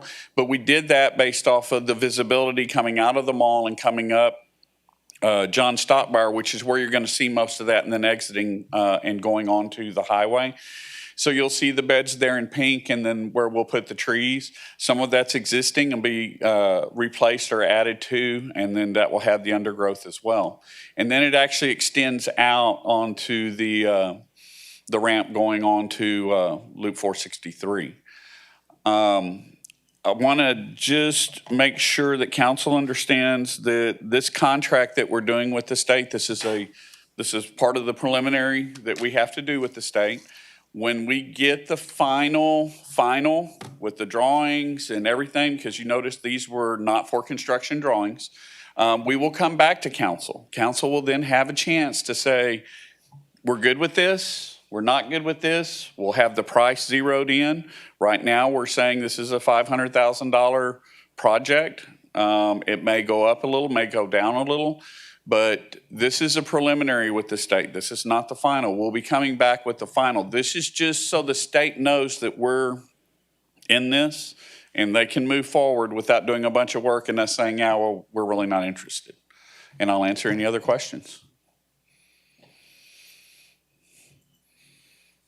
And by the way, Josie, you get a silver star, but Miss Scott, you get a gold one for remembering 20 seconds per house. I hadn't talked about that in probably 5-6 years. I move adoption of E2. Second. All those in favor? Aye. Thank you. All those opposed? Motion carries. We have the city manager's reports. Yes, ma'am. So we do have 3 topics to discuss with you this evening.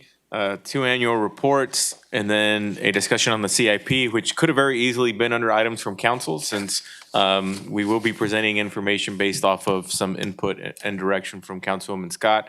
But we'll start off with our annual reports, and we'll start off with the annual report that we pushed out the last time we met, just to make sure we don't push them out again. And so that's, of course, our library, and I'm going to ask Dana to come up and take it from here. Thank you.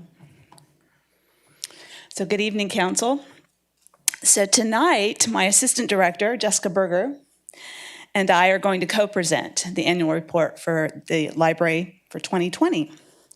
Jessica has worked at VPL for almost 20 years, and she's been my assistant director for 5 years.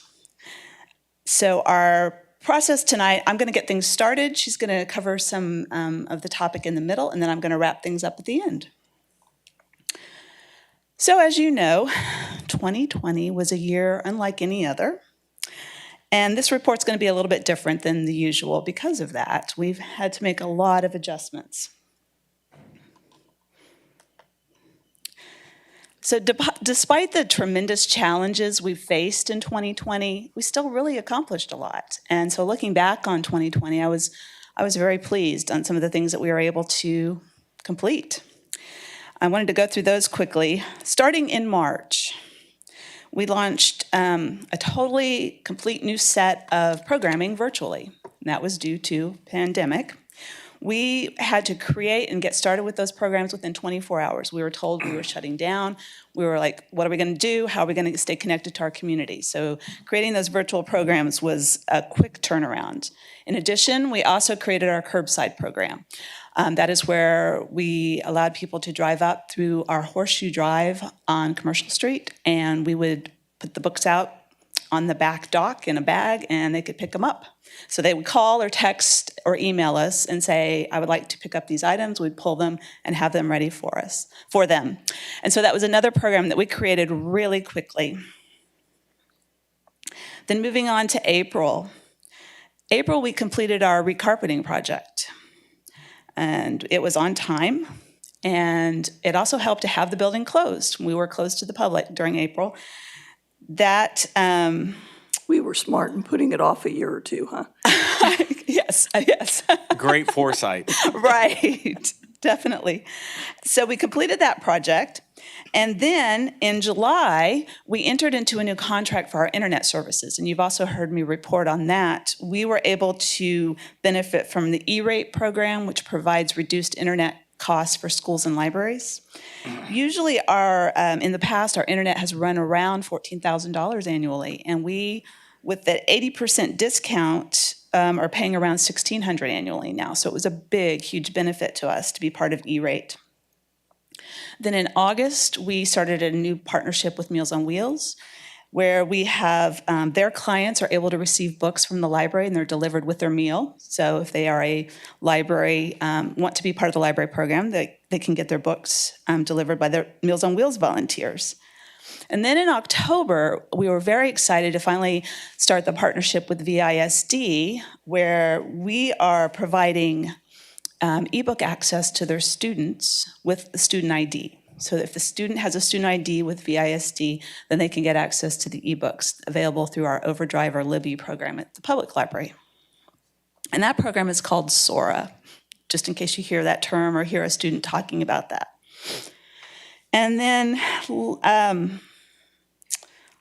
in October also, we completed our software migration. So we moved to a new software system called Apollo. And that one went very well, and I'm going to talk a little bit about that later here in our presentation. And then in November, we were awarded almost $25,000 from the Texas State Library to create a multifunctional virtual meeting space in our library. And that project, we hope to have it completed by August. That's when all the reporting is due to the state. So we're currently working on that and should have that ready to go by August. I have a question on that slide. Sure. The one with VISD student ebook access? Yes. Does VISD not have a library department? And what's different that they don't offer the ebooks and we do? They do not, well, they have libraries, but as far as them, I assume that they don't have a ebook partnership or have paid for an ebook program like we do with the company. Like Overdrive is one of the major ones that we use. They may have other resources that are only for schools, but the company that we have a contract with offer this to schools at no extra charge. So we're not paying extra for it, it's just that extra ease of access to students. So they open that up if the school is open to doing that. And the school also had to do certain things to make sure they were okay with allowing their students having that access. And so it was an agreement that the company worked with VISD on our behalf with them, but there's no extra charge to us to offer that to them. Okay, that's Okay. great. And it saves duplication of services. Yes, in our it community. does. So Yeah. that's good. Thank you for that extra information. Sure.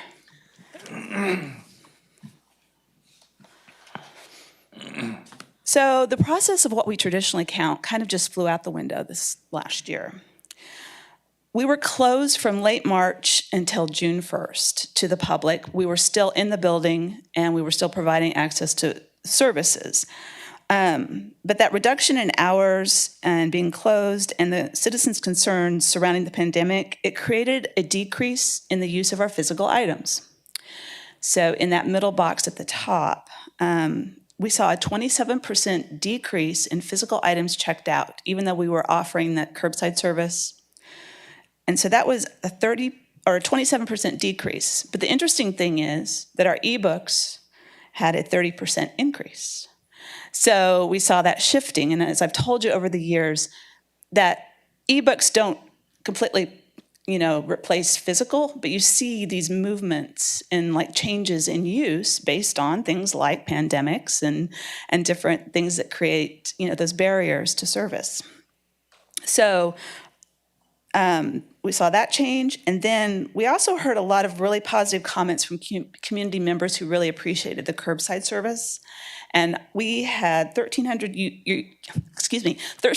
uses of that service from March until December of 2020.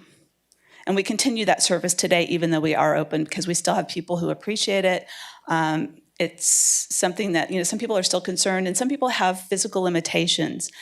And it makes it easier for them to just drive up, pick up their books and go on their way. Our number of card holders, it remains steady right around 40,000. And our use of internet computers, because we were closed, dropped quite a bit. So that usage went down. We are seeing now that going up again with the building being open. And we heard a lot of comments when we reopened of people who said, I really missed this. I really wanted that access. Dana, what does that number look like in a normal year? Actually, it's about triple that. So we're talking closer to 70,000 uses of internet and Wi-Fi combined. So it was quite a decrease, even though we offered Wi-Fi out into the parking lot, and we did get some use out there, but it just really put a damper on that internet usage, being closed and having that, the physical inability to use a desktop computer to access internet. So an easy win for us, as I've already mentioned, was SORA, the partnership with VISD. So from the end of October, when we started that program, to December of 2020, we gained 627 new users that were all students, and they checked out 2,700 items. And we expect to see that to grow as more and more teachers are made aware of that and use that in the classroom. Also, our partnership with Meals on Wheels, we signed up 50 participants through their program, and their volunteers delivered 858 items between September and December of 2020. And then there was a lot of support for the take-home crafts. That's another way we connected with the community, was we offered crafts. They would come through curbside and pick them up instead of having the in-person programs.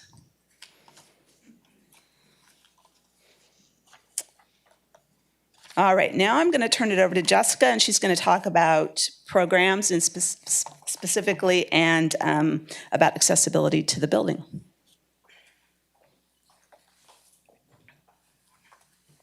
Good evening, council members and Mayor Pro Tem Solis. I want to thank you all for the opportunity to speak on behalf of the library staff and the amazing job they did this past year. I'm going to move this a little bit. I want to talk about the library's accessibility. On Friday, March 20th, the library was notified that we would close to the public by the end of the day. That provided us a unique opportunity in that we had a chance to develop a new plan and rewrite how we provide service. By the following Monday, we introduced the curbside pickup, which allowed patrons to check out all of our library materials. We're also available by phone and email to assist as needed, so we were always on call and ready. Our goals were to minimize the disruption of service, be available and accessible whichever way we could, and maintain our connection with the community. We hope that this chart gives you an overview of how we accomplished that.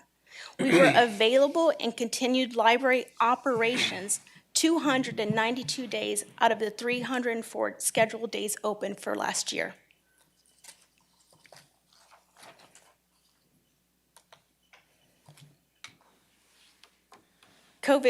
Programming through COVID. We have offered a variety of virtual programming since March of 2020.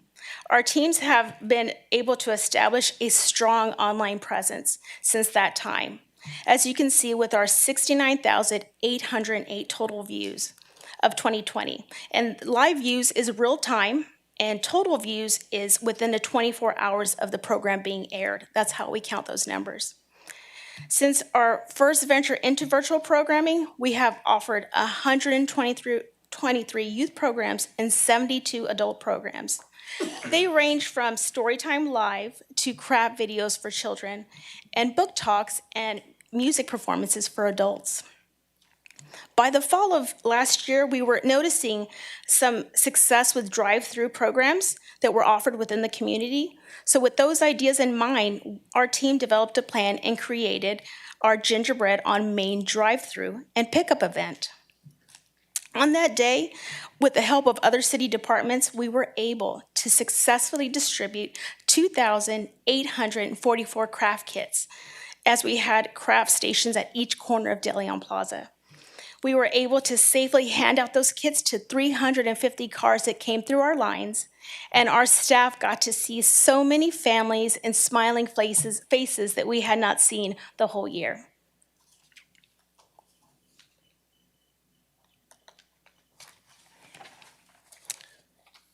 Before March 2020, the library had not offered any virtual programming. And during this time of the first story time being aired, we were still unsure of what suspension of in-person programming meant. We didn't know if it was going to be temporary or a long-term thing. So here is a clip of our very first story time that aired just days after closing to the public.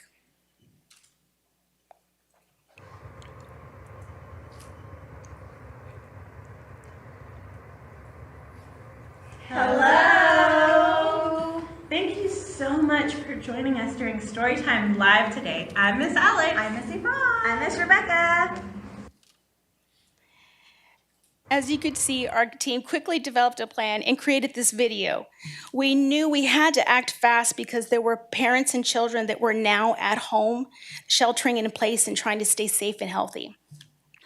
Here's a clip of where we are now.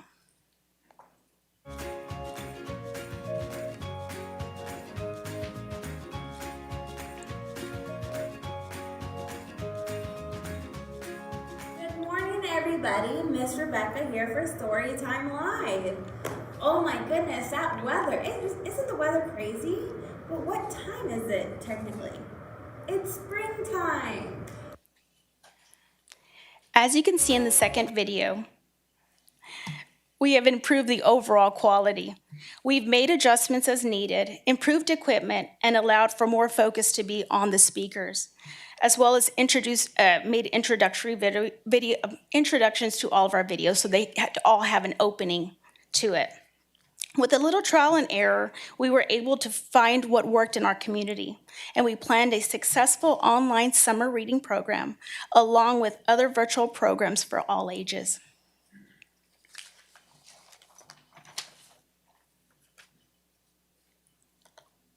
Oh, sorry, me and James are clicking.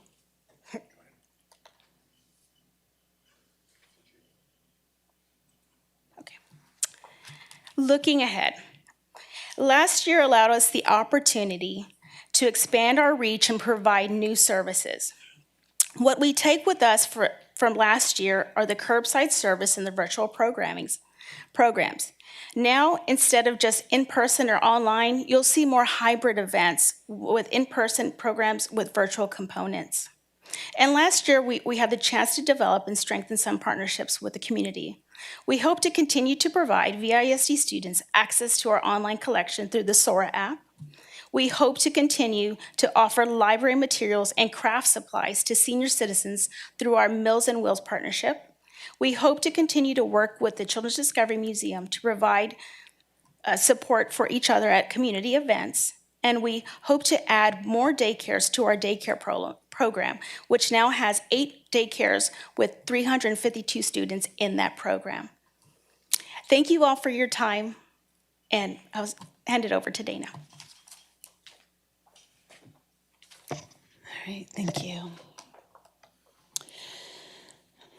So I reported on our library reflooring project last spring, but I just wanted to do a quick reminder that last year this project was completed on time. It was started in late March and finished by the last week of April. The cost was just over $180,000. The shelving and furniture were completely reset, and it has a much cleaner, more open look in our interior. All of our service desks were combined into one main desk, and we installed new signage throughout the building. We were able to reopen that building on June the 1st after about a 2-month closure. And we still, even today, continue to receive compliments as people are coming back into the building and they haven't been in for that long. And they said, oh, wow, it looks so nice and new. So pleased with that project. Then in mid-October, we completed that software migration to the system I mentioned before called Apollo. This migration went very smoothly. I was really pleased with it and wanted to just recognize Katrine Viella and Catherine Henley from the library staff. They were the leads on that project, did an excellent job. We had access to that product within 24 hours of starting the migration process, and were able to start checking out to our public. Didn't have any problems with that using those first functions, and we had everything functioning within 1 month, all the accessory pieces. It's also providing about $15,000 annually in savings as compared to our previous software system. Apollo provides easier access to both finding our physical and our downloadable items all in one place. So if you find an ebook, you can click on it. It takes you right to the ebook site to download. So that's a nice improvement. You also can place reserves on materials owned by the library or reserve items that aren't even published yet, but they're by your favorite author. And then once we receive that item, you'll be put on hold and you'll receive a call or a text to say it's ready for you to pick up. All of our card holders have 24/7 access to their account. They can text the library to renew their items or find out the status of an item. They can also pay fines and fees with their credit card online now. So we're very excited about that option. So overall, we're very happy with the capabilities of the new system. So goals for 2021, what we're working on currently. Our big projects include developing a strategic plan, which we plan to implement in 2022, so starting in January. We've been partnering with Main Street. We want to improve the access to the library and improve its connection to downtown retail. We want to continue to provide a variety of programs to meet community needs in either virtual or in person. Implement a plan for library service expansion. Improve the library's communication connection with card holders through a new customer relations management software. And then work with our friends of the library so that they can better support library goals and services.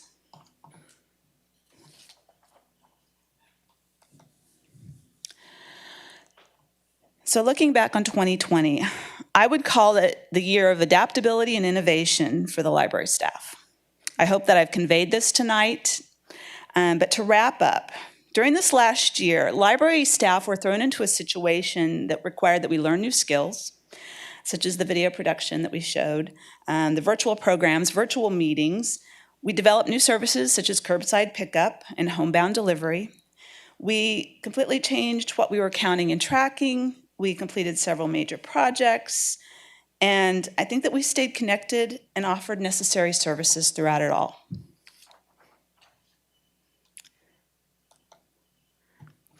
So in closing, I wanted to share with you a Facebook post that we put on our library page about almost a year ago today. It was a picture of all of the staff, and each staff member is holding a word that, when combined, said the following: "From all of us to all of you, we hope you are well and look forward to welcoming you back to your local library soon. We miss you, from Victoria Public Library." We are very happy that we are reopened to the public and once again serving our users in person or virtually as needed. And I wanted to thank you for your time tonight, and let me know if I can answer any other questions. It was very good. Thank you. Oh, thank you. Thank you, Dana, in accomplishing what you did for the time that we had and providing the service for the children and the people that were homebound. Thank you. Hey, Dana, question. Yes. Early on, did you have to quarantine physical materials when they've been checked out? Yes, we actually were quarantining all the way through last week, and we stopped doing the quarantine process last week. Our new software also really made that simple. They already had it in place. They'd created some code, you know how they write code in there, so that we knew that it was in quarantine. And so that created less confusion for our public and for our staff trying to find items. So that was another plus of the migration. But you answered my follow-up question. Thank you. Right. Okay, thank you very much. Thank you, Dana. Thank you, Dana. All right, so next up, we have another annual report. I hope he has videos too. But of course, it's Rick McBrary with our Office of Emergency Management. And so I'll turn it over to him to talk a little bit about, if you want to talk about adaptability and in a department, obviously OEM was right in the middle of it. And so I'll let him take over. Well, thank you for having me. Mayor Pro Tem Solis and council members, thank you for allowing me to come and talk a little bit about the 2020 year that we had. Very quickly, you know, every day I go home, I think many of y'all probably know I have 4 kids. So oftentimes we'll go home and talk about the highs and lows of our day. And Daryl's taught me a lot of things, but I learned one more thing tonight, and it's 20 seconds for a trash can. Did not know that. We went through Hurricane Harvey together, and I learned that he views debris piles as Volkswagens. So, and he knows I'm a Volkswagen fan. So, anyways, got to learn something new tonight. So, a little bit about our 2020 vision. So, yes, in January 2020, we started actually watching COVID-19 at that time, very early stages of it, and most people were not fully aware of it. And we had already started moving into our year of 2020 on what we wanted to do within the EOC itself. And Jen and I looked at each other and said, you know, January is going to be a very difficult month for us. Sure enough, February came around and got a little worse.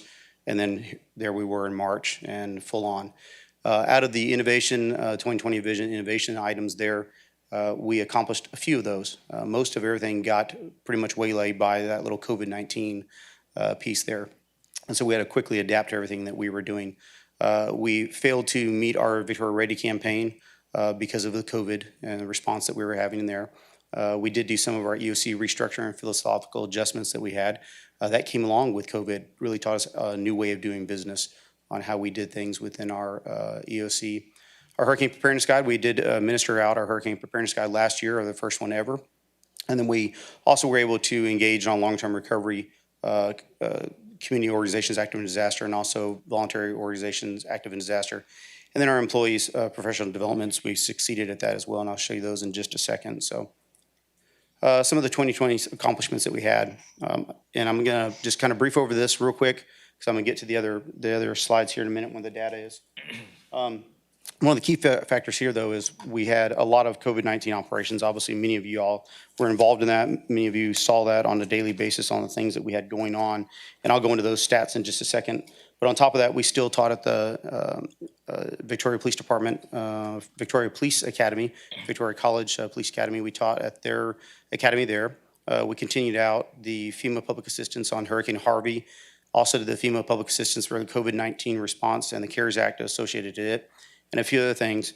And I have listed down there hurricane season, and I listed down Laura and Beta, but it's really important for us to understand that Hurricane 2020 season was an unprecedented season for us. Many of you probably remember that season as 30 named storms, which is unheard of in history. 13 of those becoming hurricanes and 6 of those becoming major. And so it's really important for us never to let up the planning and the preparedness we have associated to hurricane season. We live in a tropical environment. We got to be prepared for it. Sometimes we go in those seasons that are really active, and they're an active Atlantic season. And there's other times that we are got a very active Pacific Ocean season as well. And so we got to make sure that we're on top of things. But it's very interesting on that because we had 30 named storms in that 1 year alone. And so we were rather busy with it as well, learning how to accommodate ourselves in the EOC, Emergency Operations Center, is associated to COVID, one of the things we were going to do.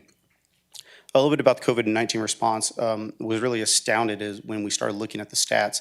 And these are not stats that we pulled from our counterparts' social media sites, as in City of Victoria, Victoria County, or the Victoria Public Health Departments. This is only from our social media sites and our websites. And so within the Emergency Operations Center itself, we had 50 incident action plans or situational reports that we developed that many of you probably took place in. We had Representative Morrison take place in those. Congressman Cloud's office took place in those. We had 166 policy command and hospital meetings that we conducted throughout the year. 59 press conferences. I could not get over how many press conferences we actually held, how many times that people were down in our EOC. I think it was a great effort on the PIO team, the city and the county both. Hats off to the IT departments, hats off to the city manager's office. Everybody came together with some fantastic talking points, and we're constantly getting our information. We had those armchair quarterbacks that were there constantly throwing things at us, but in all reality, we got the message out, and we were getting information out as fast as we could. We held 7 COVID-19 testing sites. We had some difficulties with those. We knew that we were going to have some difficulties with them. We overcame those difficulties and were successful at them. We had 372 social media postings, and that was just on our website and our Facebook pages alone. And with that, we reached over 590,000 people within our media. And once again, that's not us touching also the Victoria County Public Health Department's social media sites. Ashley and her team touching the city's sites as well. So a lot of times there's a cumulative effort there, but most of the time that was just us and that was just our pages. So pretty astounding how many people we actually touched within that first year. So.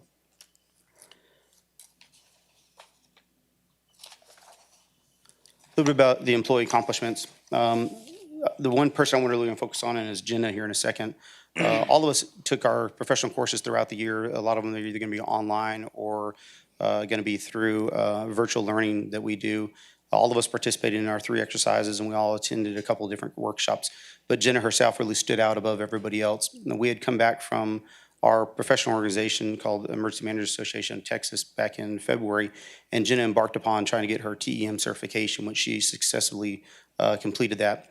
Along with that, we had actually entered her into the Victoria Fire Academy to get her basic firefighter certification and also then her EMT B certification through Victoria College, and she succeeded at all 3 of those. That girl was busy all the time, and so I cannot give her enough kudos that she did a great job. It's what you want to see out of as a professional that's in our field. Jessica came onto our office right before COVID hit. So Jessica then started our office, did not know what she got herself into. She was spun up pretty fast. Cannot speak enough about these 2, the folks that I work with daily. They are fantastic. And I think many of y'all probably know them and you see them day in and day out. So with that, our 2021 vision is committed to resiliency. So we're going to try to make sure that this one actually happens this time. The first 3 are already ongoing, COVID-19 response, vaccination distribution, and recovery. Last year in October, we started embarking upon the vaccine distribution planning process. We were involved with the state in that process and moved all the way through until when you saw in January of this past year, or 2021, we enacted the actual vaccine distribution plan itself. And so we were heavily involved in that. And those carried over to this year. We're still going to go for the emergency operations plan redesign. We're still going to philosophically change some things in how we do business down there. And then we're also going to move into disaster recovery coordinator position and recovery framework, which is going to segue into the next piece for me. Disaster recovery coordination is extremely important to us. We saw this during Winter Storm Uri. I've put up some data there just for a brief understanding of what we've gone through. 2007 June flooding, if many of you remember that, 15 inches of rain in the Nurture area. It took us 3 to 5 years to recover from that event, and then all the way down. The one I did not put up there was 1998 flood. Now, many of you were here for the 1998 flood. Historic record flood of 34.5 feet of water came through our community, and we are still recovering that to this day. It's going to be an ongoing 20, 30 years of floodplain change, map revisions from FEMA's floodplain administration, all kinds of things that occur. But it was key for us because in the recovery timeframe, oftentimes we have a sunny day event that occurs within our community to many of our community members, but then those are affected are staying in that recovery element for a very long period of time. And so it's very key for us that we need to start looking at that recovery aspect and how we best develop the framework in which we're going to go to the next stages to help support those people in our community. Hurricane Ike is still out there. Hurricane Harvey is still out there. We're still recovering from it, and we'll continue to recover from it for several more years. COVID-19, I don't know. It's going to be years before we recover fully from it, the economic impacts that it has, and servicing the people that are in our community. And then, of course, Winter Storm Uri. We're looking at probably 2 to 4 years with that. Recently, I looked at the data today. I think from Winter Storm Uri, from the FEMA Individual Assistance Program, we've had up to 1,500 people apply for FEMA assistance within our community. And so it's interesting to see that there's folks out there that are needing help and are going to need assistance. So one of the things that we're presenting, and I think many of you probably saw that I presented something to the Commissioner's Court the other day after talking with Judge Zeller and also the city manager, we had talked about the onset of bringing on a new position within our office, and it's going to be a recovery staff. It's going to be disaster recovery coordinator. And the focal point for that person is really going to be incorporating the recovery and mitigation effects for us within our office, really building out the framework of recovery for us and moving us through that element.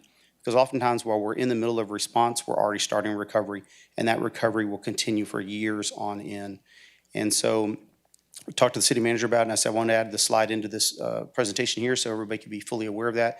And if I had any questions related to the presentation or even the disaster recovery coordinator position that we're looking at developing within our office, I can answer those. But the person is really going to be facilitating that disaster recovery coordination piece for us. We don't want to use this. We don't want to lose the synergy that we have from the '98 flood, 2005 from Hurricane Katrina and Rita, 2008 Hurricane Ike. Oftentimes we come out of the event, we do recovery for a short period of time, and then what happens to us is we lose that synergy. We lose the effect of what's happening to us, and then we go back into a kind of a normal operational mode until the very next one comes along. we don't want to lose that. We want to build out that framework and build upon the successes there. So I didn't want to spend too much more time, but that was what I had. City Manager, did you have anything for me? I just want to briefly add what, of course, all of you council members already know, but I think it's good to verbalize out loud, that currently we have MOU with the county for the Office of Emergency Management. The structure of that agreement is that we share 50-50 the expense of that operation. Those employees are technically county employees. And the way that it works is that they reconcile their expenditures at the end of the year, send us an invoice, and we pay for half of that operation. And so decisions that are made throughout the year, such as incorporating this decision of adding a staffer, impact us solely on the financial side as it relates to what our half would be towards the end of the year. You may recall that when we brought forward the budget amendment to help pay for the software, we added sort of a discretionary amount because we weren't sure what the rest of the year would look like. And so that amount would be sufficient to cover the rest of this fiscal year, assuming that they're able to hire somebody for this position in the next few months. So at least on our part, it would not necessitate a budget amendment this fiscal year. We would obviously account for the increase in fiscal year 22 and beyond, which we've already done in our preliminary exercise internally. And so at least financially, we're okay from our perspective. Originally, when it came up, we had talked about, simply just waiting until the new fiscal year for this position. But as the ongoing pandemic has continued, and with hurricane season, quite frankly, upon us, the recommendation from Rick was to proceed with the position sooner than October. And so that's why it kind of seemed like it just came up. But there's been a lot of conversation, a lot of discussion. And I want to reemphasize and reiterate a point that Rick brought up, that recovery starts immediately as the event is taking place, right? This isn't something that occurs sequentially speaking, right? It's not you deal with the event and then recovery comes later. As we've learned, as we've learned with the pandemic, the event could last a very long time, right? And so we need to make sure that we have the resources to be able to do both. And that is something that, from our perspective, is an area of opportunity. And I want to specifically highlight the role that key city staff have played in this operation, historically speaking. So, for example, my assistant city managers have served as official liaisons with some of the nonprofit groups, which in theory might make sense because, Mike's already obviously involved with a lot of nonprofits.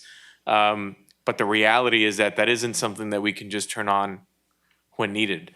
We really do need an ongoing person to focus on these relationships with these nonprofits, to coordinate a response that's similar to the point that Councilmember Bognight brought up, avoid duplication of services. Because as we've learned through this instance is that there's some of that. We have duplication of services and not enough in other areas, right? And there's nobody really thinking strategically to focus with the different groups to think, let's figure this out a little better. And our vision is that this position would help do that. Our vision is also that this position will help support the long-term recovery group as well. Not directly, long-term recovery group would remain an independent nonprofit, but this person would obviously be the liaison with the long-term recovery group to ensure that that's an operation that can thrive and continue. For those that participated in the Chamber Legislative Day in Austin, we heard it directly from Chief Niemkid's mouth that when him and his team think about Victoria, the LTRG are the first things that they think about, and they're thinking of taking our model of LTRG and replicating that across the state. And so that speaks volume to the reputation that our approach, that long-term recovery effort has. And for us, it's important that we ensure that it doesn't fade away. And so with that, I'll turn it back to you to turn it back to them for questions. I want to say thank you, and it's not just me. I know it's everybody up here. You and your staff performed unbelievably. You've performed heroically this last year. I know all our constituents feel the same way. Your vaccination clinic, another model for the state. Y'all have just done a great job, and thank you so much. Greatly appreciate that. Thank you. Thank you.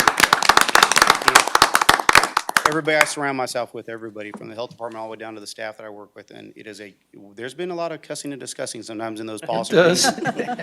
Hard decisions had to be made, but, we all come together and we think about it logically and say, yes, we move forward. So thank you for that. I appreciate that. So I don't think the staff hears that enough, so. But any other questions for me? Get ready for hurricane season, June 1. So, We'll be here to support you and All right, help great. you in whatever way we can. thank you. Thanks, Rick. The next topic is a CIP topic, and Gilbert will be spearheading this presentation. But before he starts, I do want to first turn it over to Thomas to briefly provide an update on a piece of legislation that is being considered in Austin that may or may not impact our discussion for the CIP moving forward. And so I think that'll help, if anything else, just serve as an educational component to you and those that might be tuning in on that.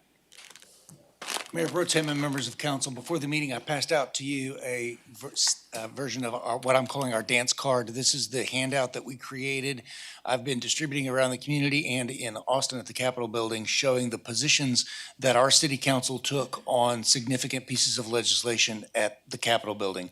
One of those, the one that Mr. Garza has mentioned, is House Bill 1869. It's the third from the bottom of the page. And City Council passed a resolution of opposition to this bill because it would require us to go out for a bond election for the sale of certain types of bonds, for most of the bonds that we are using in the city, where we have done our financial planning in a way that we have not traditionally needed to do bonds. I'm happy to report that bill has received significant amendment on the floor, creating multiple exceptions to that bond election requirement. Anything that falls into a new description known as designated infrastructure will not require a bond election, and that would include such things as streets, roads, water supply projects, public safety facilities, vehicles, and improvements to existing buildings. And that does remove a significant amount of our concern about this bill. It's still not a good bill, and Gilbert and I and Mr. Garza will be meeting shortly, probably tomorrow, to talk about what remains in this bill and whether we should continue to oppose this bill or whether all of the problems with the bill have been resolved. The House Bill 1869 passed the House today on second reading on a non-record vote. It will still require a third reading before it's ready to go over to the Senate for their consideration. The bill is moving forward. It does look like it has the votes to pass. And so I do expect this to potentially impact the CIP strategy for the city, as it will impact the financial planning that the city's been doing for years. And assuming that it passes with some of these amendments, it may not impact the majority of the CIP, but would impact some elements. And so, for example, as Thomas mentioned, we'll meet to kind of discuss what all aspects are still left out even after the amendments. But the very first thought I had when he provided that update earlier to us was quality of life stuff, right? Parks, libraries, things that aren't public safety, that if we ever got to the point of wanting to invest significant amount of money into those, what are our options? If the city ever they included the renovation of buildings, that's good. But if we ever needed to build something new, what is that challenge, right? And so it's just something for situational awareness to be cognizant of as we continue our conversations on CIP. And so with that, I'll turn it over to Gilbert, unless you have questions for Thomas. Okay, thank you. Señor? Muchas gracias. De nada. Thank you for the introduction. Just makes our life a little harder, but we get through it. Ken, you're going to be part of this conversation because I'll be counting on you on some comments. Good evening, Mayor Pro Tem and Council. I'm not Mike, but I'm Gilbert. I'm going to do this presentation. Basically, I'm going to give you a current status report on the CIP, which we discussed back in March. It was a work session back then. And also, I'm going to give you some options about a new product. How you like them apples? A new project that Ms. Scott brought up, and give you some options and how we can maybe incorporate one of these options in there. But the first thing I want to make sure you're aware that whatever presentation I'm going to give you first is what is currently in the CIP. The only thing I did in a nutshell is 4 areas. I swapped the ARP money and replaced it with revenue bonds. And put the revenue bonds aside for a later date. Does that make sense? So we're not The ARP issuing- being the American Rescue Plan Thank you. that we presented and that we've discussed allocating a certain amount for water utility infrastructure. That's what he's referring to. which we mentioned this back in March, that was left off or talked about it. In addition to that, keep in mind, I'm going to repeat it, is that in the CIP assumption, we assume that we're using utility debt capacity cash flow, that we're not spending the money right now on debt, utilities. So we're using that cash to do these capital projects right now. Well, when you don't issue debt, you get to increase that cash. So I'm going to show you what the effect of that. The same thing happens if you increase increase the utility side debt, you lower that cash. So it's a inverse relationship. The other item that we adjusted is we did some minor tweaking into a couple of CIP project, which I will go over with you. The other items related to budget. As you well know, since March to now, we have gone through some budget meetings. Things have popped up. So there were some other one-time expenses that were needed on a budgetary side that has no relationship with the CIP. So I had to make some adjustment there. Also, you keep in mind that I'm still, as we go through the budget, I still got to maintain a 25 minimum reserve. So I can't take, if I took too much money, I got to send it back. Those type of things. And last but not least, we added 2 small projects, the traffic control signal projects. We'll go over that. I'll let Ken explain more of that. But let's get through it. I just want to give you that presentation first, just in case we need to go through this a little faster, because in a nutshell, that's it. But anyway, the first one, you saw this tonight. We're taking away the $187,000 that was budgeted for 22, and we're doing it right now. Ken just made a presentation earlier. So we're reducing the CIP project 187. Also, I don't need that funding from that utility revenue operation side, so that becomes available. The second part is what I mentioned earlier. I'm swapping about $3.3 million in utility revenue bonds with ARP grant fund, which hopefully be here in another 10 days. Basically, those projects consist of $2 million from the Main Street Sanitary line utility. I'll take $2 million. I won't issue $2 million in revenue. I just replace it with this other grant funding. On the College Park, $1.3 million. I take $1 million on the ARP funding, put away the revenue bonds. And also, I had a couple of $208,000 and some change, and $116,000 in change, and some other available funding, which I implemented to make up the difference. So right there, I took away $3.3 million of revenue capacity, put it aside for another rainy day. Does that make sense to y'all? Okay. On the water treatment grant project generator, in there it was about $900,000. It was being funded by the utility operation. But again, I need to bring some of that money back. There's some one-time money that we need to take care of. They're not related to CIP. So I suggested maybe we just take half and be paid by the ARP. The remaining will stay where it's at. Does that make sense? Moving forward. Can I ask a question? Sure. I know we're late, but we haven't really had a discussion on ARPA funding. I'll leave that to Mr. Jesus. Right, we've talked briefly about it's coming, you can spend it in these five buckets, right? Correct. But from a global perspective, I don't think that we've given any direction on how we want those buckets split up.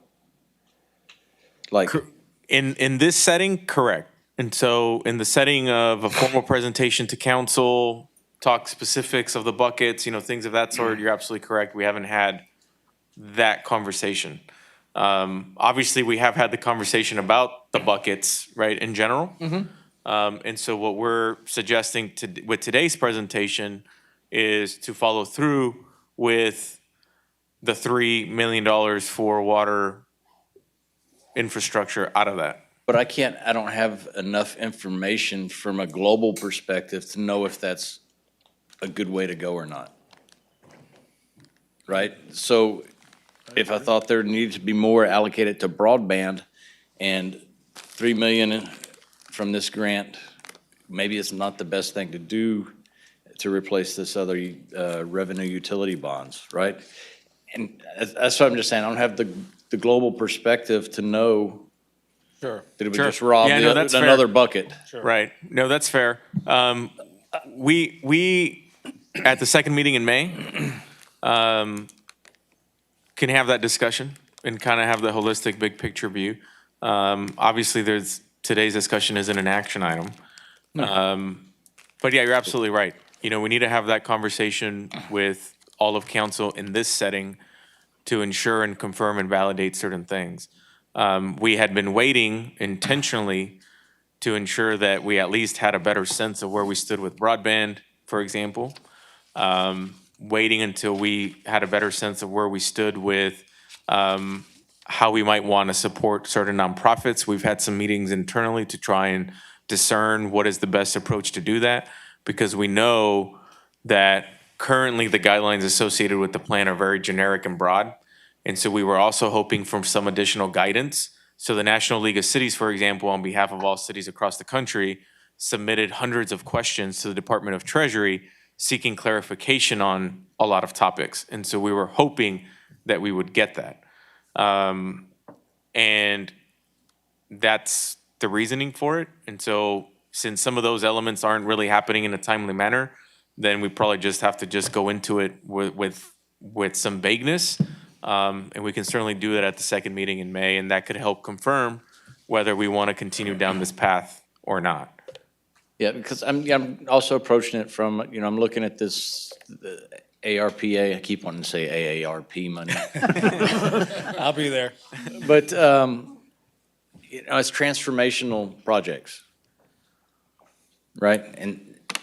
And I'm just trying to, what's the impetus for using it now on this when we already had something laid out?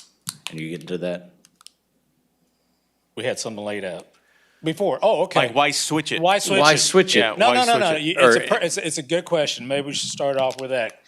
I'm just bringing you to another option as to how you want, because you're dealing with debt.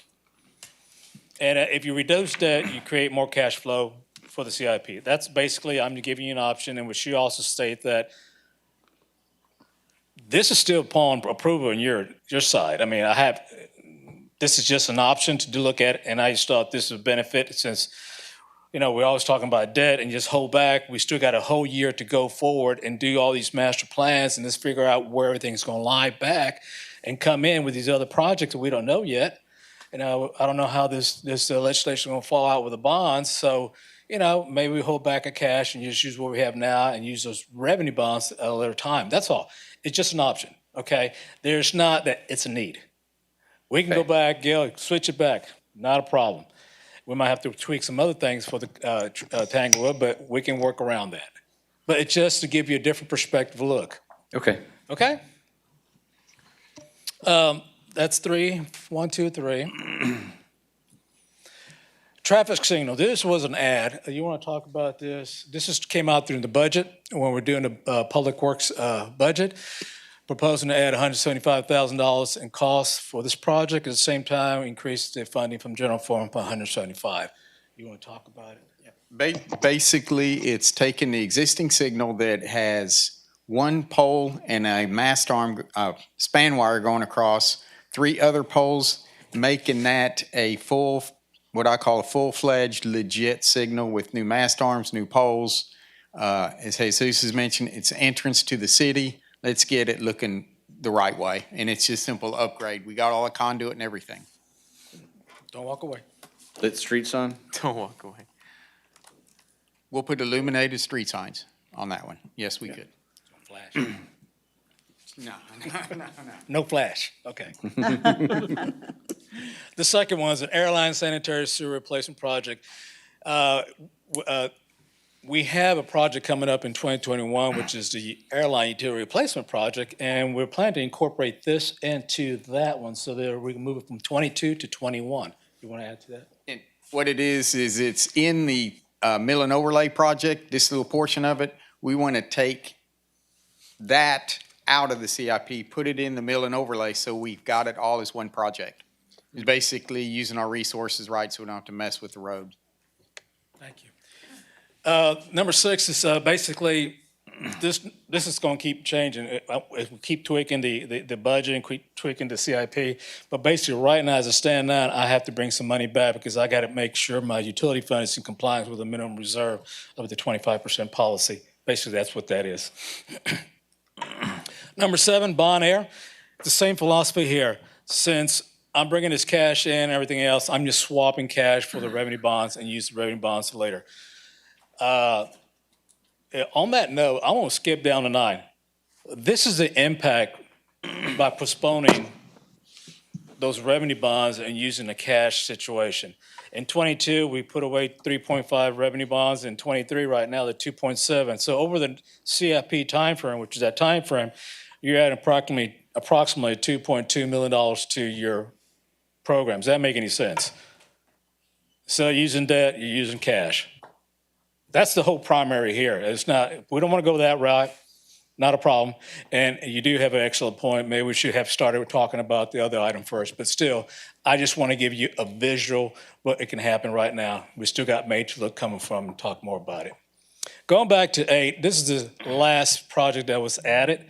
Again, during the budget, it was talked about. You want to talk about the Loop 463 in Navarro?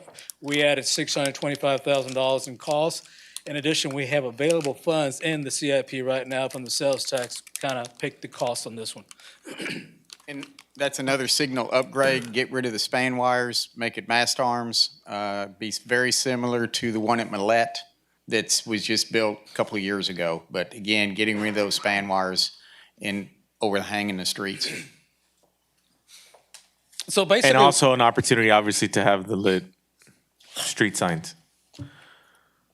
A lot of what we're trying to accomplish with that is obviously this improved sense of you're in a city, right?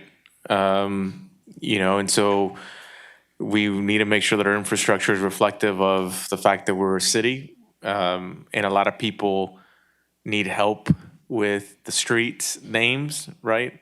So we might know because we're familiar with it, but when you have people visiting, that can be confusing. And so we just think it just enhances people's perception of our infrastructure. And it's helpful too, and it looks better. As long as you don't change that country feel of the blinking yellow lights. So let me recap. I'm not out that late.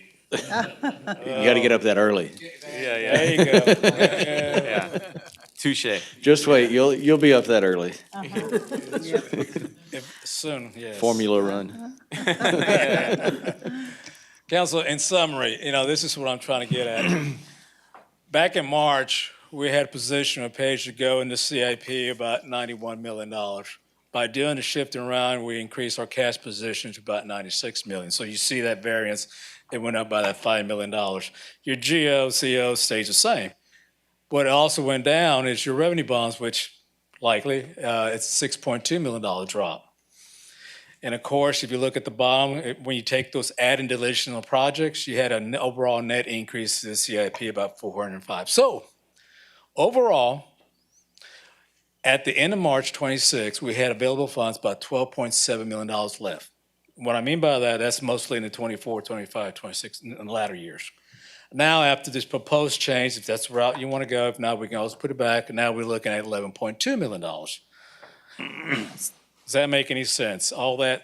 So another way to look at it, and I'm not going to plan to go through this, but I guess at your leisure, I did include, let me go real quick here, a trial balance here. So I want to see Gilbert's following these numbers or not. So it's there. If you here, the top line is your beginning balance I showed you in March. Here are the plus and minus. And at the end of the month, end of the May the 4th, there's your balance for the cash. The same thing happens on your project side. So I'm not going to go through that, but that's if you want to go see in details or go dive into the numbers, there it is. But overall, from a bond situation, here's your GOs. Back in March, we had overall debt capacity of $25.2 million. We only used up that $25 million in the front end, which remains we still got close to $1 million in debt capacity that we haven't touched yet. That's a big plus. With today's changes, you still have the same thing. Nothing has changed from that perspective. Any questions on that? What has changed is the revenue side, okay? Back in March, we were showing 5.4 in 22. Now, if we go this route, you're looking at 1.9. In 23. And that's a big correlation to the using some of the Correct. Rescue Act funds, right? So if we put those 3 million back on the table for discussion, then this would go back up. Correct. So the same correlation happens in 23, and then, of course, in 27 picks up the difference, because back in March, we had 54, now we got 60 in 27 as of today, because we put it aside. We can do whatever the council pleases, and depends whatever additions or adjustment we're gonna do in the coming months. Any questions before I go move on? One other comment. So it kind of also depends to me on House Bill 1869, because all of this would still be allowable with the amendments that were presented today.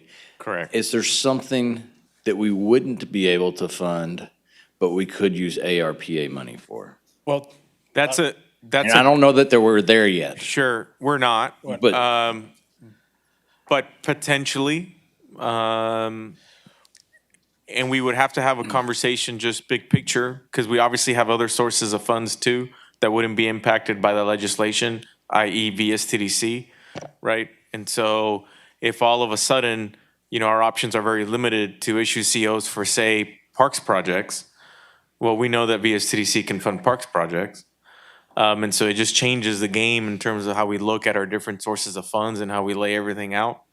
But yeah, that conversation we would just need to have when we cross that bridge, assuming anything, passes and gets signed.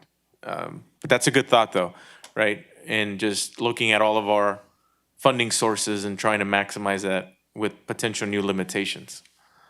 And the only reason I picked the water, wastewater utility, because it clearly states in the act, infrastructure for those. That was no brainer.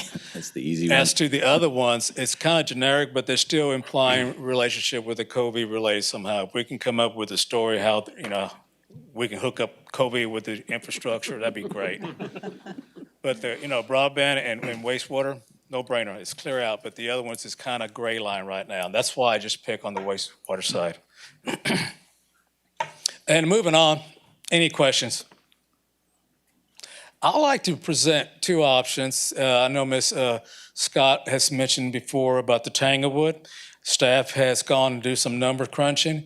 We came up with two options. Of course, first option, you're gonna hate it, but it was not intended to drive you to the second option. But we got multiple options, but I think after you look at tonight, tell us how you really feel, Gilbert. I know, I'm working out that. And I want to make sure council understand, we want to show you the whole impact, how it looks if the whole thing was there. And let's go to it and we can talk through it. And I don't want to put a council person on stand here. That's my whole point. All right, first option. It's like the scope includes reconstruction of the entire Tanglewood subdivision within the 22-26 timeframe at a cost of $28.7 million. This means that we got to increase our CIP program by $23.7 million, okay, beyond what we have in there right now. Yeah. Time out. Go ahead. So currently, there's already $5 million in the CIP going towards 3 streets in Tanglewood. And so hence why this is worded this way. Carry on. Thank you. So in other words, I would have to increase revenue bonds by $11.5 million. And I would also have to increase my CO bond issue by $12.1 million, which makes up that 23.7. What that looks like, on the revenue side, in 22, originally we had 1.9. That's what you saw earlier. I would have to increase it by 1.4 to bring it up to $5.3 million. That's in 22. In fiscal year 23, right now, currently the way it stands, I got 7.3. I would have to increase it by the 8.2 to bring it up to the 15.5. So in other words, that 3.4 and 3.2 is that 11.6, which I presented you in the previous slide. That will accommodate the utilities. You do utility engineering one year and you do heavily construction utilities the following year. Now, with that said, like I mentioned earlier, you got $102 million in debt capacity. Originally, we had already had available 92.8. By doing this, we'll go down to $81.2 million left on revenue bond capacity. Does that make sense? Now, here's the kicker. As I mentioned earlier, when you sell the debt, I have to scrape off some of that utility debt capacity cash flow we currently use on the bonds to pay for this debt. That would equate to about approximately $3.8 million over the 5-year time frame. Another way to look at it, there it is. In 22 bond, that'll cost about 1.3 over the 5-year cycle. For the 23 bond, 2.5. So over the 5-year cycle, there's a 3.8 cash reduction from the utility cash debt capacity I had to take out so I can service some debt now, payments. That means I have to reduce costs across the board or pick a project that equates to that amount and take it out. Does that make sense? Okay. On the Gill side, pretty straightforward. In 24, we were going to issue $20 million, but we need I need to add about another 12, which brings it up to 32.4. The capacity would drop from 89.9, which I mentioned earlier, down to 87.5. The latter years is what's available. But in this case, since I'm going to issue $12 million, I don't know, you still remember that I had a capability of doing redeeming some bonds, about slightly $6 million over the next few years. Well, I'm going to add $12 million. I'm not going to be able to do that $6 million redemption deal or save $1 million in interest that can translate to another future debt capacity or lower tax rate. One of the two you want. Take your choose. Now, let me give you option 2. Any questions on option 1? And let me make a point here. I don't know if it was mentioned, but the purpose of this is not to make a decision. It's just to get to a decision process direction. Because we're going to have to find some tune. If you like this option or you like option 1, I want to make sure we got the tune numbers right. But basically, I'm looking for feedback from council as to if y'all want to proceed forward or what. Look for directions. Does that make sense? Thank you. And with the fine tuning that would need to be made is also the timing aspect of it, right? I was mentioning to Councilwoman Scott earlier that if we go with option 1, we've never embarked in a project of this magnitude all at once. And so the reality is, it's probably going to take more than a year to replace all the utilities if we knock them all out at once, right? And so there would be some fine tuning needed to be made associated with not only the money part, but the timeline part too. I mean, this really shows us the cost of redoing a subdivision, both the surface and also the utilities underneath. That's correct. Ms. Correct. Second option. I think you have kind of seen this before in the past, but the second option is phasing out the entire subdivision over a manageable time. Phase 1 will continue us forward, but in the current CIP, we will augment with a couple of streets to make it as one phase. Can you tell them what's really is in there now and what you need to add? Yes, what the ones in red that are highlighted, which is the original scope that was in the CIP y'all saw on March 26th. What we did to kick it along a little further, we added some more streets. And how that works in Tanglewood and any other neighborhood, it's real critical that you follow that sanitary sewer line. And that's why some of these, we had to increase it more than I'd wanted, but you had to do it to get that sewer line completely covered in that, the upstream to go, no, downstream, go upstream. So that's why you'll see a lot of these streets like Westwood in this section just to get that sewer included. Questions? Okay. I just also want to remind council that the ones in red, the current CIP, are the only Tanglewood streets that are in our CIP at all. And as you've heard me talk about Tanglewood for 6 years now. And it went from eventually we'll get them all done to we're going to do these 3 and we're not going to look at anything else for at least 5 more years. And so that's why I've asked for this presentation, and I think they're going to give it to you, putting the whole subdivision back in phases and what that impact would be, and I thank you for that. Thank you. This scenario requires that we increase our CIP by $5.2 million, more of a manageable level. You increase revenue by 2.5, you increase the COs by 2.7. Here, on the revenue side, in 22, we're going to do an engineering side. I need to increase it, excuse me, by $390,000. So I go from 1.9 to 2.3. Excuse me. In 23 is when we do the utility side, construction side. Currently, right now, we have 7.3. I will add another 2.1 to it to bring it up to 9.4. I don't know if we have mentioned this to them, but one thing we're talking about is that moving on in the future, instead of going out for engineering design, it's a possibility of acquiring or increasing our staff, and of course, charge the bond for it, for the engineering side, and do it in-house instead of paying outside. For example, I think it's estimated about $3.7 million. For the total engineering, that's correct.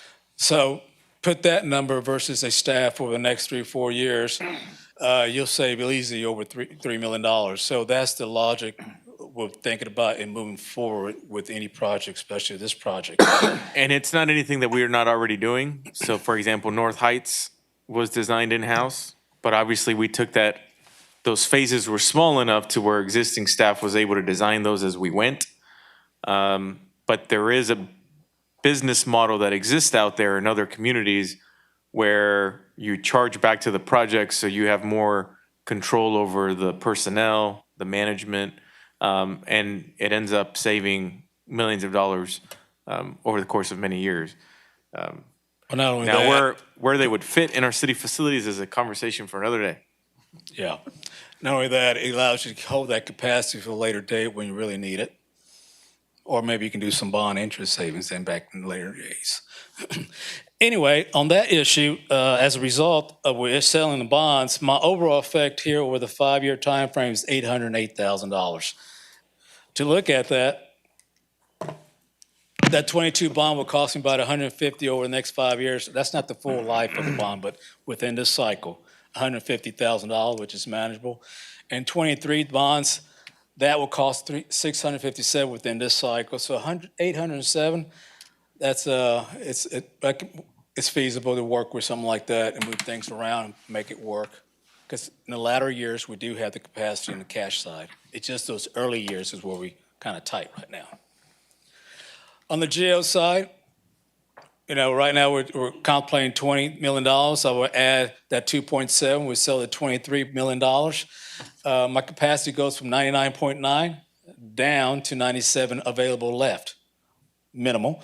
Here is, you're still able to do some redemption.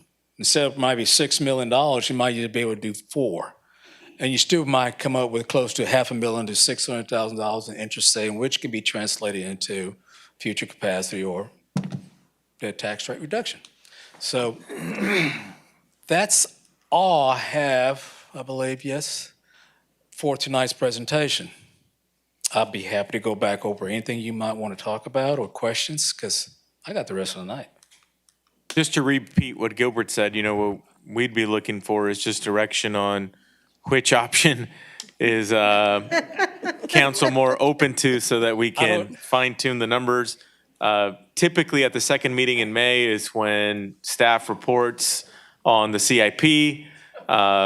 Council, supports it. Typically that's not a vote. We don't anticipate it making it a vote all of a sudden. But obviously we do take very serious getting the support from council no later than the second meeting in May, so that we can obviously incorporate all of that information into the proposed budget that we plan on distributing to you in mid-June. I have a question. Yes, sir. Tanglewood's not the only neighborhood that's not getting all its streets done. And what I'd like to know is, from a CIP perspective, would other neighborhoods, if this scenario was to follow through, would they be really, should they be done before Tanglewood? And people in Tanglewood need to understand, I understand that their streets need to be done, but like Castle Hills West is a neighborhood, they're not getting all their streets done. I was fine with the first that was presented. It's a way to use our tax dollars more wisely, more efficiently, and to have flexibility. I understand that people in Tanglewood want their streets done. I understand that people in my neighborhood, Castle Hills West, want all their streets done. My street wasn't going to be on the list, and I live in Castle Hills West. I'm okay with that. I think we should go with the original thing. I think it's best for the tax dollars. We need flexibility. We have other things that are going to come up, and we need to have flexibility going down the road. I think it's great that we had this presentation, because we need to understand how much money it costs us and how much more money it will cost us if we do bonds. But I'm for the original presentation. Now, as far as using the recovery money, I agree with Councilman Bachnight. We need to have a discussion about that before we even enter into that. That wasn't part of the original discussion, but we need to understand it completely before we decide to use money in that respect. And that's just the way I feel.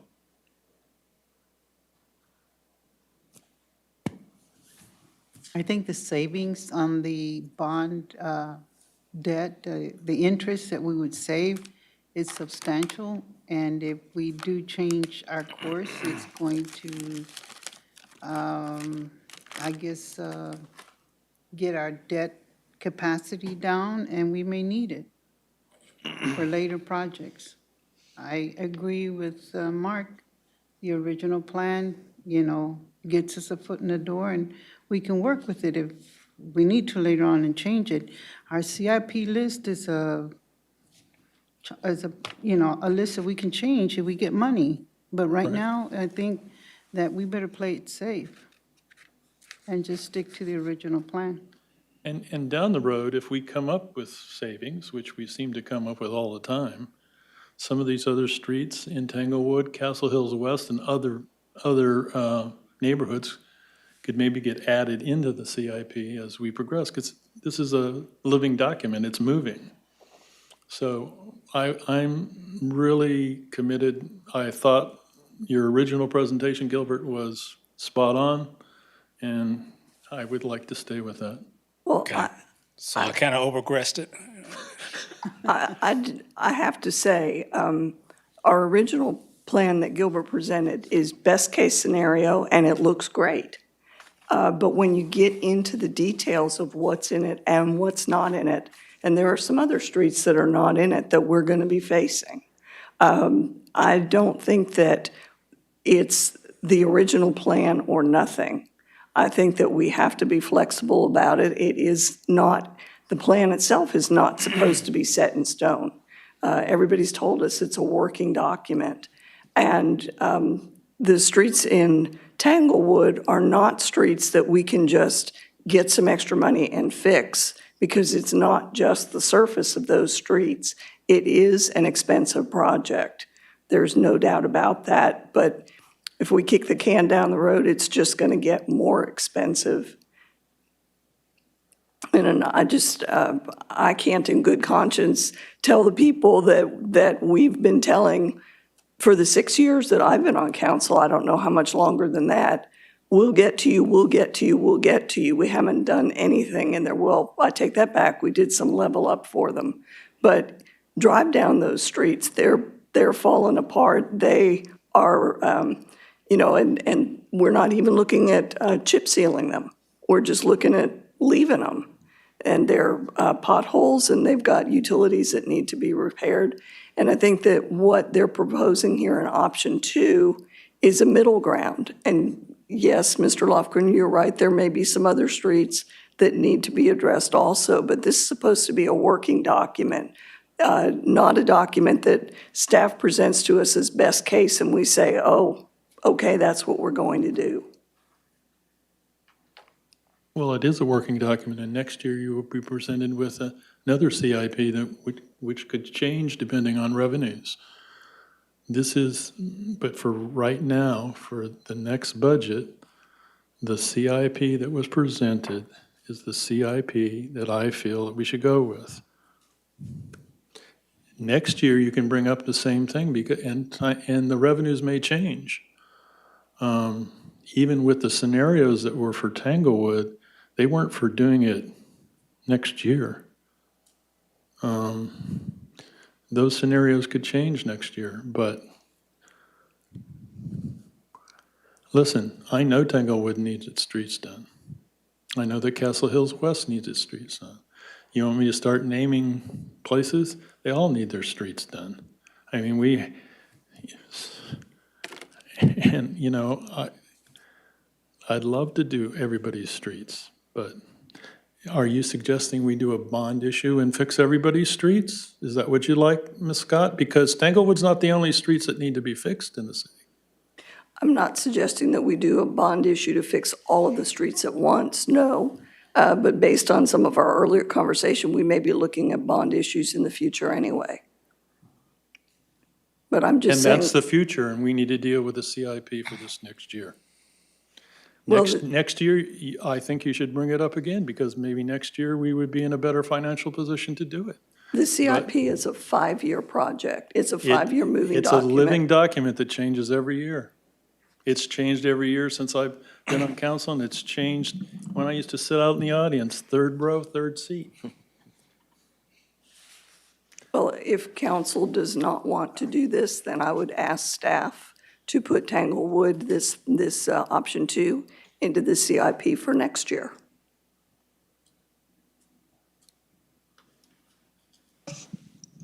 But this option, just to make this option 2, just added the blue lines? Yes. Correct. But it also approaches Tanglewood from the prospect of it being a phased project, which leads to the hope that the other 2 phases of it, and I'm not sure exactly where they are, will get done sooner rather than later. Are you looking for any type of answer or direction tonight? Ideally, yes, but obviously, if council would like to sleep on it, I mean, we could bring it up at the second meeting in May as well. But yes, ideally, we were hoping to kind of at least get a sense of which direction. Specifically Tanglewood?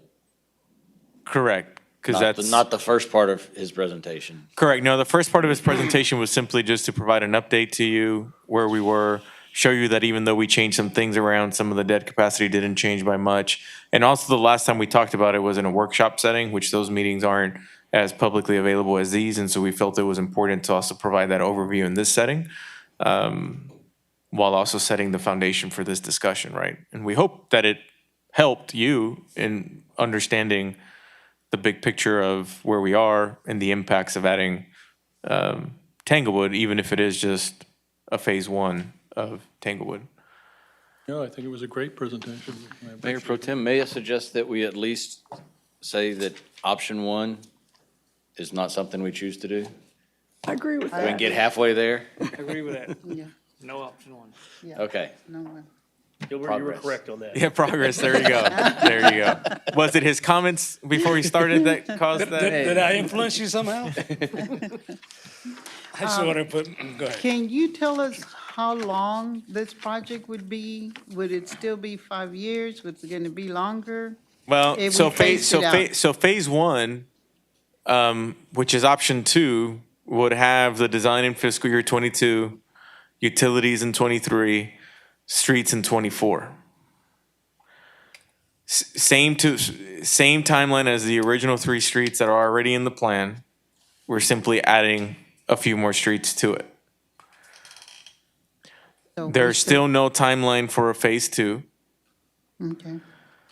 And what's it do to all the other projects lined up? Going with option 2? Well, I mean, I'm looking at the downstream ripple. right, well, Gilbert, can you go back to that, Well, let me make sure. to the bar chart of option 2 that just showed the, Is it How the do you- how do you move this thing? $807,000 It's with debt the green capacity line. cash flow funding? The green line. Can I move Remember it? the Can I green- move it? Can I move it? Can I move it? Okay. Yeah, one of these over here. Yeah. that I'm one. going, I'm getting there. look at all those red boxes. I know. You think I'm a hook 'em horn thing? Okay, carry option 2. Yeah, there, okay. So we go with option 2. That's an additional $30,000 in fiscal year 22 that we need to reduce. That's easy enough. And then over the course of the next few years, we would have to reduce the CIP, meaning all the projects that we've presented to you up to this point, we would have to reduce close to 200,000 in utility-related projects. Because then there's also the CO side. I need to qualify something, Mr. Garza. Go for it. It's that change the if debt we capacity. change the rules of how we want to fund and how to use the ARP, all this goes away. Remember, because I don't have that it's actually about, $2.5 million coming in, so I have to redo all these numbers again. Okay, this considers doing less revenue bonds out there, 'cause I was gonna use that cash flow to support some other things. So if the direction is council prefers option 2 out of these 2 options, and council is open to it, we would have to fine tune the numbers. We would have to go back and look at, okay, what would we recommend reducing if we have to reduce? We aren't prepared to go into that level of detail of a discussion today because we felt it was important at first to get some type of general direction. Going back to the original conversation about, there being some discussion with council before. But I think Councilman Bachneit's point was very important because if we do this, we're going to lower our bond capacity in future years. So there's going to be less projects in future years. Right. And realistically, that's a conversation that was going to have to take place at some point, right? Right. Because, so for example, can you go to the slide that shows the bar graphs that shows the debt capacity in the outer year? So that one, as an example, right? So let's fast forward a year from now. As been mentioned, it's a living, breathing document, right? We could theoretically be having a whole other conversation a year from now that would further decrease that bar chart in 27, right? As it shows there. And there are pros and cons to pulling some of that earlier, right?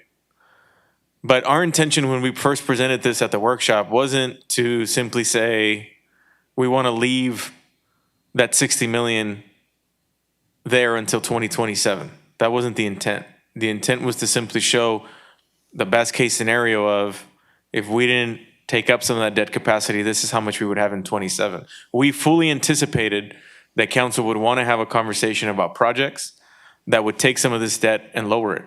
We fully anticipated even ourselves bringing projects to you after we complete master plans saying, we want to lower it because we want to do X project. And so we weren't expecting this to go unchanged over the course of the next several years. We simply originally expected that that would happen next year, but now we're having it now, and that's okay. Because again, it's council's discretion to determine when we start pulling some of that back. I had a question for Mr. Gill. The initial Tanglewood plan had those 3 roads, correct? Yes, Yes. Are you lost? but yes, the red lines. Okay, how did we choose those 3 roads? Was it, I'll stop and let you answer. Which, the original ones in the Yeah, red? the original 3 roads, why were they chosen? IMS had a lot to play, our street assessment had Thank some you. things to do with it. And then also we took a look, Teakwood was not, I'll be honest, was not on the street assessment. However, that is a major entrance into that neighborhood. It really is a priority. And it's also the downstream end of the sewer. So you need to start there to get Yeah. work So on we screen. And I use wanna make that it clear- scientific information that we up here as a body chose to do, and that helped determine Yes, those it roads. did. I want to make a clarifying statement because that exercise did help. But let's keep in mind that that exercise solely looked at the surface of streets, not what's underneath it. There were streets that were rated lower that weren't part of those 3 streets. Sure. Right? So I do think it would be an inaccurate statement to say that the decision was solely based off of the IMS study, but it did play a role. Because in this particular instance, we have to contemplate utilities. So for example, the IMS study might say that street qualifies for a mill and overlay. Well, does it make sense to mill and overlay it without replacing the utilities first? Maybe, maybe not, right? Well, And I'm so getting at talking about doing the most needed roads versus in what we talked about in our workshop about really focusing on the need versus doing a whole neighborhood, which may not be a need, and how we've kind of changed how we view maybe Right. neighborhoods. No, that's a good thought. I would simply just add that for neighborhoods that necessitate utility upgrades too, it's a tad more complicated. Sure.